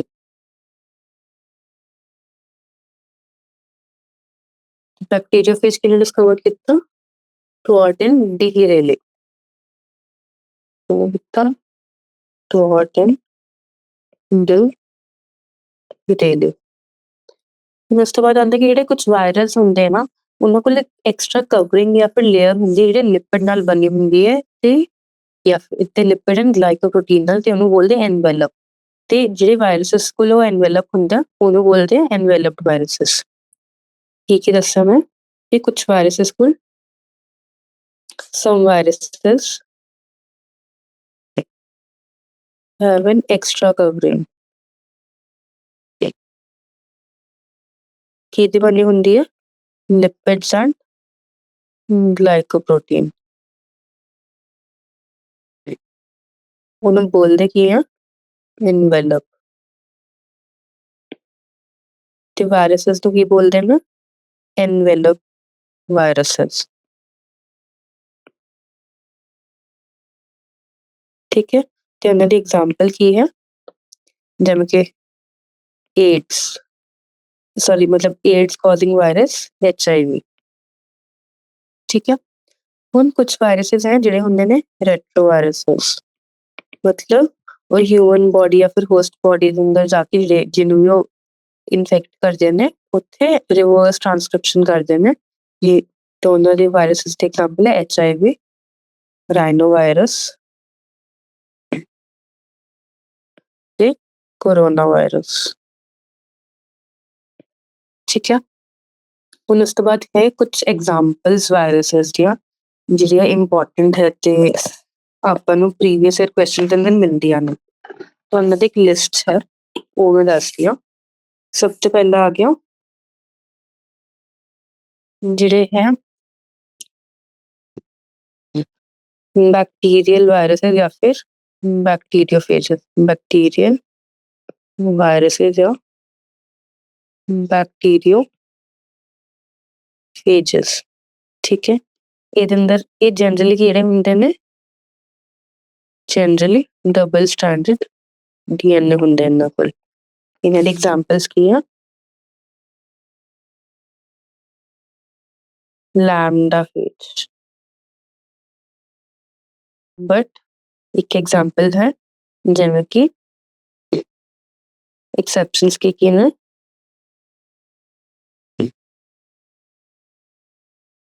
अंदर एक्सेप्शन डालनी है 5 174 मैं क्रॉस लगा के मतलब मल्टीप्लिकेशन का साइन 5 174 बैक्टीरियोफेज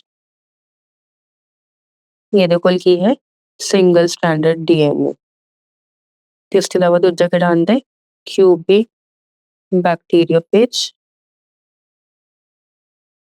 ਇਹਦੇ ਕੋਲ ਕੀ ਹੈ ਸਿੰਗਲ ਸਟੈਂਡਰਡ RNA। ਹੁਣ ਇਸ ਤੋਂ ਬਾਅਦ ਆਉਂਦਾ ਦੂਜਾ plant pathogenic viruses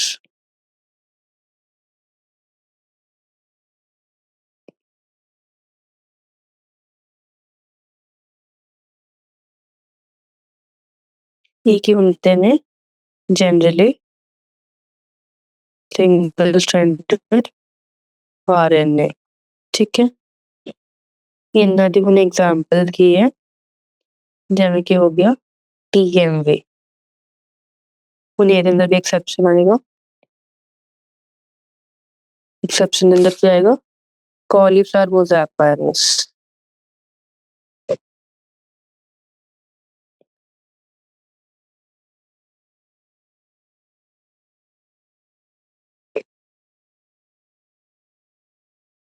ਉਹਦੇ ਅੰਦਰ ਕੀ ਹੁੰਦਾ ਡਬਲ ਸਟੈਂਡਰਡ DNA। ਠੀਕ ਹੈ ਹੁਣ ਇਸ ਤੋਂ ਬਾਅਦ ਤੀਜਾ ਆਏਗਾ एनिमल पैथोजेनिक वायरस। ਹੁਣ ਇਹਦੇ ਅੰਦਰ ਤਾਂ ਸਭ ਕੁਝ ਮਿਲਦਾ ਹੀ ਹੈ ਇਹਦੇ ਅੰਦਰ ਜਨਰਲੀ ਕਿਹੜਾ ਕਿਹੜਾ ਪ੍ਰੈਜ਼ੈਂਟ ਹੁੰਦਾ ਸਿੰਗਲ ਸਟੈਂਡਰਡ RNA ਜਾਂ ਫਿਰ डबल स्टैंडर्ड RNA या फिर डबल स्टैंडर्ड DNA। ठीक है। हुण ਇਹਦੀ ਐਕਸੈਪਸ਼ਨਸ ਕੀ ਹੈ? ਜਿਹੜਾ ਸਿੰਗਲ ਸਟ੍ਰੈਂਡਡ ਆਰਐਨਏ ਹੋ, ਸੌਰੀ ਸਿੰਗਲ ਸਟ੍ਰੈਂਡਡ ਡੀਐਨਏ, ਉਹ ਹੁੰਦਾ ਰੇਅਰ ਤੇ ਉਹ ਕੁਝ ਦੇ ਅੰਦਰ ਹੀ ਮਿਲਦਾ। ਤਾਂ ਲੇਕਿਨ ਸਿੰਗਲ ਸਟ੍ਰੈਂਡਡ ਡੀਐਨਏ ਰੇਅਰ ਹੁੰਦਾ, ਕਿਹਦੇ ਅੰਦਰ ਮਿਲਦਾ? ਉਹ ਪਾਰਵੋ ਵਾਇਰਸ ਦੇ ਅੰਦਰ ਮਿਲਦਾ ਤੇ ਜੈਮਿਨੀ ਵਾਇਰਸ।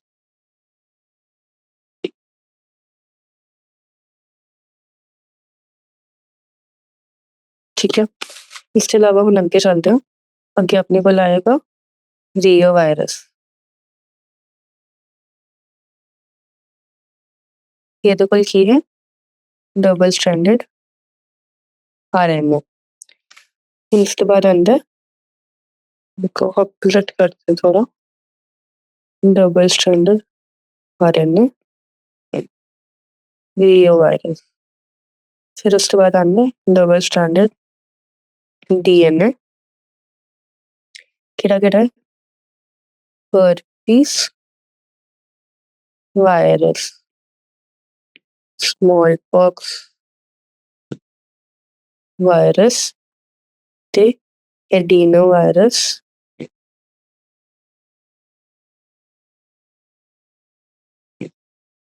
या फिर वेरियोला वायरस।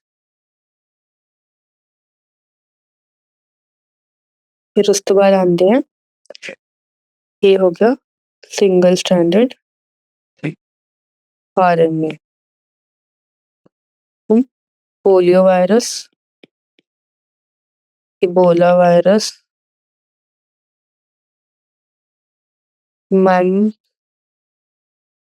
सिर्फ हमें नाम लिख देनी हूँ, बट इस सब दे पिछे वायरस आएगा। मम्प्स वायरस, फिर जीका वायरस, फिर नीपा वायरस,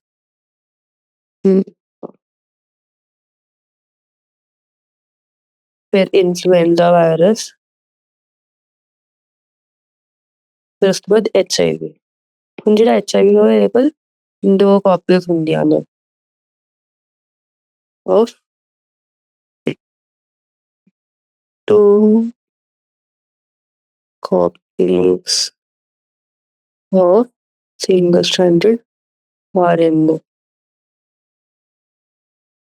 ਹੁਣ ਇਸ ਤੋਂ ਇਲਾਵਾ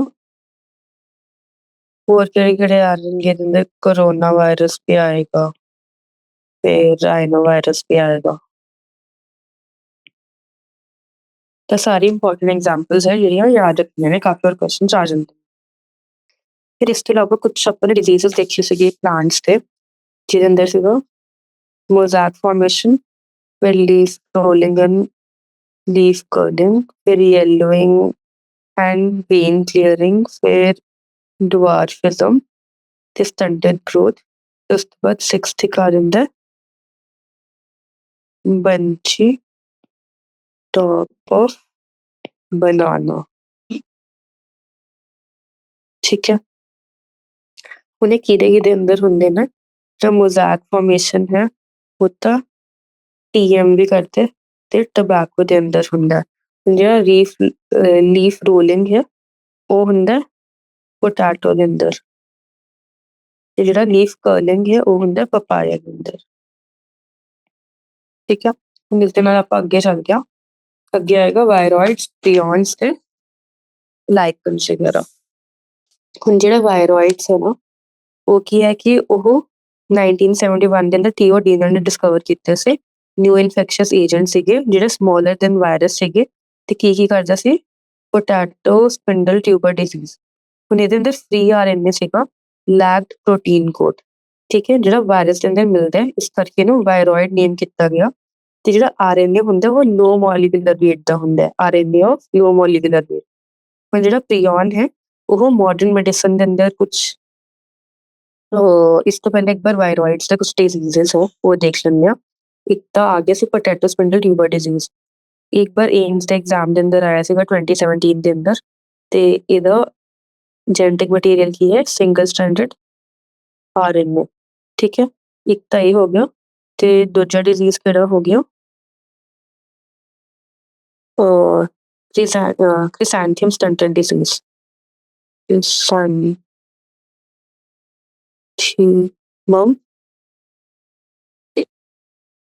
stunted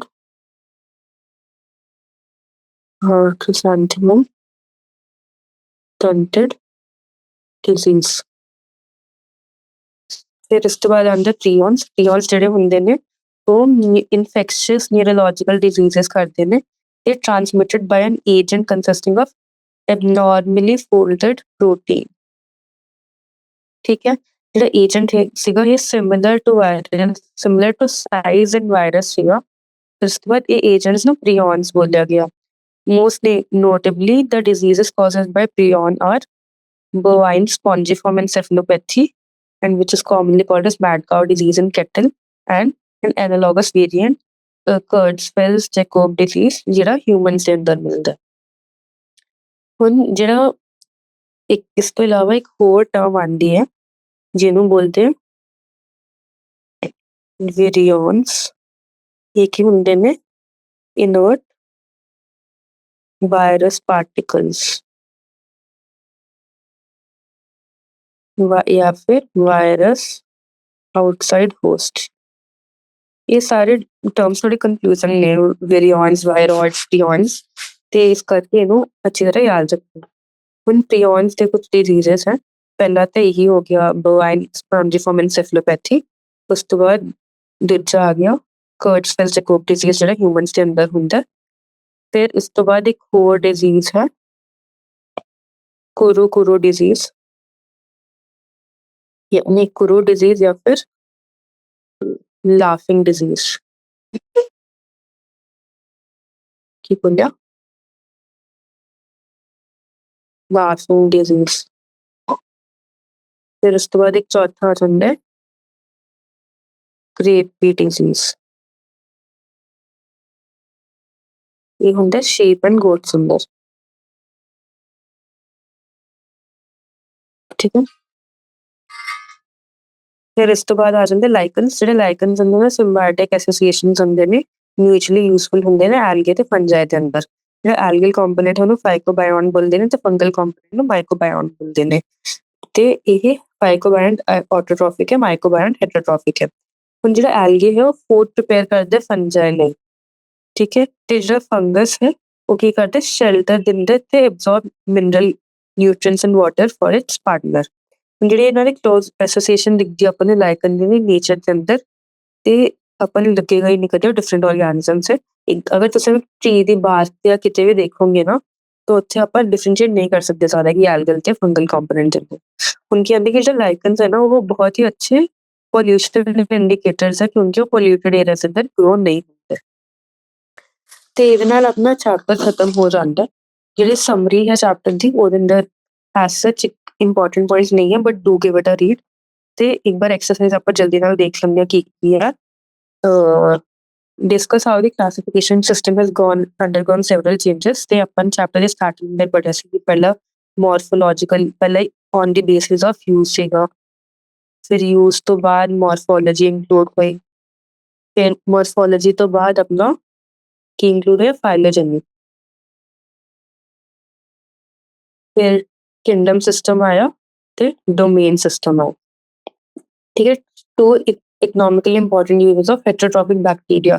ਹੈਟਰੋਟ੍ਰੋਫਿਕ ਬੈਕਟੀਰੀਆ ਦੇ ਤਿਆਰ ਕੇ ਬੈਕਟੀਰੀਆ ਦੇ ਯੂਜ਼ਸ ਇੱਕ ਵਾਰ ਤੁਸੀਂ ਲੱਭ ਲੈਣਾ। ਤੇ ਬੈਕਟੀਰੀਆ ਦੇ ਅੰਦਰ ਆਪਾਂ ਨੇ ਮਤਲਬ ਕਾਫੀ ਕੁਛ ਐਕਸਟ੍ਰੈਕਟ ਹੋ ਜਾਂਦਾ। ਫਿਰ ਇਸ ਤੋਂ ਬਾਅਦ ਆ ਜਾਂਦੇ what are the nature of cell walls and diatoms. Diatoms ਦੇ ਅੰਦਰ ਉਹਨਾਂ ਦੀ ਜਿਹੜੀ ਸੈਲ ਵਾਲ ਹੁੰਦੀ ਹੈ ਉਹ ਇੰਡਿਸਟਰਕਟੇਬਲ ਹੁੰਦੀ ਹੈ। ਉਹਨੂੰ ਡਾਇਆਟਮੇਸ਼ੀਅਸ ਅਰਥ ਵੀ ਬੋਲਦੇ ਤੇ ਉਹ ਕਿਹਦੇ ਨਾਲ ਬਣੀ ਹੁੰਦੀ ਹੈ? ਸਿਲਿਕਾ ਨਾਲ। ਠੀਕ ਹੈ, find out what do the terms algal bloom and red tide signify? Red tide ਆਪਾਂ ਨੇ ਪੜ੍ਹਿਆ ਸੀ ਡਾਇਨੋਫਲੈਚਲੇਟਸ ਦੇ ਅੰਦਰ ਕਿ ਕੁਝ ਟੌਕਸਿਨਸ ਪ੍ਰੋਡਿਊਸ ਕਰਦੇ ਨੇ ਤੇ ਉਹਦੇ ਬੇਸਿਸ ਤੇ ਰੈਡ ਟਾਈਡ ਹੋ ਜਾਂਦੇ ਨੇ। ਜਿਹੜਾ ਐਲਗਲ ਬਲੂਮ ਹੁੰਦਾ ਉਹ ਬਲੂ ਗ੍ਰੀਨ ਐਲਗੇ ਕਾਜ਼ ਕਰਦੇ ਤੇ ਉਹ ਬਹੁਤ ਜ਼ਿਆਦਾ ਮਲਟੀਪਲ ਡਿਮਿਸ਼ਨ ਦਿਖਾਉਂਦੇ। How are viroids different from viruses? ਜਿਹੜੇ ਵਾਇਰੋਇਡਸ ਹੁੰਦੇ ਆ ਉਹ ਕੈਪਸਿਡ ਲੈਕ ਕਰਦੇ, ਕੈਪਸਿਡ ਐਬਸੈਂਟ। ਹੁਣ 4 ਗਰੁੱਪਸ ਆਫ ਪ੍ਰੋਟੋਜ਼ੋਆ ਨੂੰ ਡਿਸਕ੍ਰਾਈਬ ਕਰਨ ਦੇ। ਐਮੀਬਾ ਸੀਗਾ, ਫਿਰ ਉਸ ਤੋਂ ਬਾਅਦ ਫਲੈਜਲੇਟਡ ਸੀਗੇ, ਸਿਲੀਏਟਡ ਸੀਗੇ ਤੇ ਸੈਪਰੋਫਿਟਿਕ ਵਾਲੇ ਸੀਗੇ। ਫਿਰ ਉਸ ਤੋਂ ਬਾਅਦ ਆ ਜਾਂਦੇ ਜਿਹੜੇ ਪਲਾਂਟਸ ਆਟੋਟ੍ਰੋਪਿਕ ਹੈ, can you think of some plants which are partially heterotrophic? ਇਹਦੇ ਅੰਦਰ ਆ ਜਾਂਦੇ ਨੇ ਇਨਸੈਕਟਿਵੋਰਸ ਪਲਾਂਟਸ ਜਾਂ ਫਿਰ ਪੈਰਾਸਾਈਟਸ। ਇਨਸੈਕਟਿਵੋਰਸ ਪਲਾਂਟਸ ਜਿਹਦੇ ਅੰਦਰ ਵੀਨਸ ਫਲਾਈਟ੍ਰੈਪ ਆ ਜਾਂਦੇ ਜਾਂ ਫਿਰ ਪੈਰਾਸਿਟਿਕ ਪਲਾਂਟਸ ਜਿਹਦੇ ਅੰਦਰ ਕਸਕਟਾ ਆ ਜਾਂਦਾ। ਹੁਣ ਆ ਜਾਂਦਾ ਫਾਈਕੋਬਾਇੰਟ ਤੇ ਮਾਈਕੋਬਾਇੰਟ ਦਾ ਕੀ ਮਤਲਬ ਹੈ? ਲਾਈਕਨ ਦੇ ਦੋ ਕੰਪੋਨੈਂਟਸ ਹੈ। ਫਿਰ give comparative account of classes of kingdom fungi on the basis of nutrition ਤੇ mode of reproduction। ਇਹ ਆਪਾਂ ਨੇ ਡਿਟੇਲ ਡਿਸਕਸ ਕਰ ਲਿੱਤੇ, ਇਹਨੂੰ ਇੱਕ ਵਾਰ ਇਹਦੇ ਅੰਦਰ ਦੇਖੋ। ਮੋਡ ਆਫ ਰਿਪਰੋਡਕਸ਼ਨ ਕੀ ਤਰ੍ਹਾਂ ਦੀ ਹੁੰਦੀ ਹੈ? ਵੈਜੀਟੇਟਿਵ, ਏਸੈਕਸ਼ੁਅਲ ਤੇ ਸੈਕਸ਼ੁਅਲ। ਫਿਰ ਉਸ ਤੋਂ ਬਾਅਦ ਆਉਂਦਾ what are the characteristic features of ਯੂਗਲੀਨੋਇਡਸ। ਇਹ ਚੈਪਟਰ ਦੇ ਅੰਦਰ ਅੱਛੀ ਤਰ੍ਹਾਂ ਦਿੱਤਾ ਗਿਆ ਕਿ ਯੂਗਲੀਨੋਇਡਸ ਦੀ ਫੀਚਰ ਕੀ ਹੈ, ਤੇ ਓਵਰਵਿਊ ਲਈ ਇੱਕ ਵਾਰ ਮੈਂ ਦੱਸ ਦਿੰਦੀ ਹਾਂ ਕਿ ਯੂਗਲੀਨੋਇਡਸ ਦੀ ਫੀਚਰਸ ਕੀ ਹੁੰਦੀਆਂ ਨੇ। ਜਿਹੜੇ ਯੂਗਲੀਨੋਇਡਸ ਹੈ ਉਹ ਹੈਪਲੋਇਡ ਹੁੰਦੇ ਨੇ, ਉਹਨਾਂ ਕੋਲ ਦੋ ਫਲੈਸ਼ਲਾ ਹੁੰਦੇ ਨੇ ਤੇ ਉਹ ਹੈਟਰੋਟ੍ਰੋਪਿਕ ਤੇ ਆਟੋਟ੍ਰੋਪਿਕ ਦੋਨੋਂ ਹੁੰਦੇ ਨੇ। ਇਨ ਪ੍ਰੈਜ਼ੈਂਸ ਆਫ ਸਨਲਾਈਟ ਉਹ ਆਟੋਟ੍ਰੋਪਿਕ ਹੁੰਦੇ ਨੇ। ਉਹਦੀ ਐਗਜ਼ਾਮਪਲ ਆਉਂਦੀ ਹੈ ਯੂਗਲੀਨਾ। ਹੁਣ give brief account of viruses with respect to their structure and nature of genetic material. ਤਾਂ ਜੈਨੇਟਿਕ ਮਟੀਰੀਅਲ ਆਪਾਂ ਨੇ ਹੁਣੀ ਬਹੁਤ ਡਿਟੇਲਸ ਪੜ੍ਹਿਆ ਕਿ ਕਿਹੜੇ ਕਿਹੜੇ ਵਾਇਰਸਿਸ ਹੁੰਦੇ ਨੇ ਤੇ ਉਹ ਕਾਮਨ ਵਾਇਰਸ ਡਿਜ਼ੀਜ਼ ਕੀ ਹੈ। ਤਾਂ ਹੁਣ ਇਹ ਡਿਸਕਸ਼ਨ ਟੌਪਿਕ ਹੈ। So with this we completed with the chapter. ਇਹ ਚੈਪਟਰ ਦੇ ਅੰਦਰ ਐਗਜ਼ਾਮਪਲਸ, ਡਾਇਗਰਾਮਸ ਤੇ ਸਟੇਟਮੈਂਟਸ ਬਹੁਤ ਇੰਪੋਰਟੈਂਟ ਹੈ। Do give them a thorough read. ਤੇ ਵਾਇਰਸਿਸ ਦੀ ਜਿਹੜੀਆਂ ਐਗਜ਼ਾਮਪਲਸ ਡਿਸਕਸ ਹੋਈਆਂ ਨੇ ਕਾਫੀ ਵਾਰ ਆ ਚੁੱਕੀਆਂ ਨੇ ਪ੍ਰੀਵੀਅਸ ਈਅਰ ਕੁਐਸਚਨਸ ਦੇ ਅੰਦਰ, ਤੇ ਇਹਨੂੰ ਸਭ ਨੂੰ ਯਾਦ ਕਰਨਾ, ਮਤਲਬ ਸਭ ਨੂੰ ਹੀ ਯਾਦ ਕਰਨਾ, ਕੋਈ ਵੀ ਛੱਡਣੀ ਨਹੀਂ ਚਾਹੀਦੀ। ਤਾਂ ਉਸ ਤੋਂ ਬਾਅਦ ਜਿਹੜੇ ਵੀ ਆ ਚੈਪਟਰ ਹੈ ਇੱਕ ਓਵਰਵਿਊ ਦਿੰਦਾ ਕਿ ਕਲਾਸੀਫਿਕੇਸ਼ਨ ਕਿਵੇਂ ਹੁੰਦੀ ਆ ਤੇ ਉਹਦੀ ਵੇਰੀਅਸ ਅੱਗੇ ਫਰਦਰ ਕਲਾਸਿਸ ਕੀ ਆ, ਤੇ ਬਹੁਤ ਸਾਰੇ ਸਾਇੰਟਿਸਟ ਦੇ ਨਾਮ ਵੀ ਇਹਦੇ ਅੰਦਰ, ਤਾਂ ਉਹ ਵੀ ਅੱਛੀ ਤਰ੍ਹਾਂ ਯਾਦ ਰੱਖਣਾ। So have a good day, happy learning.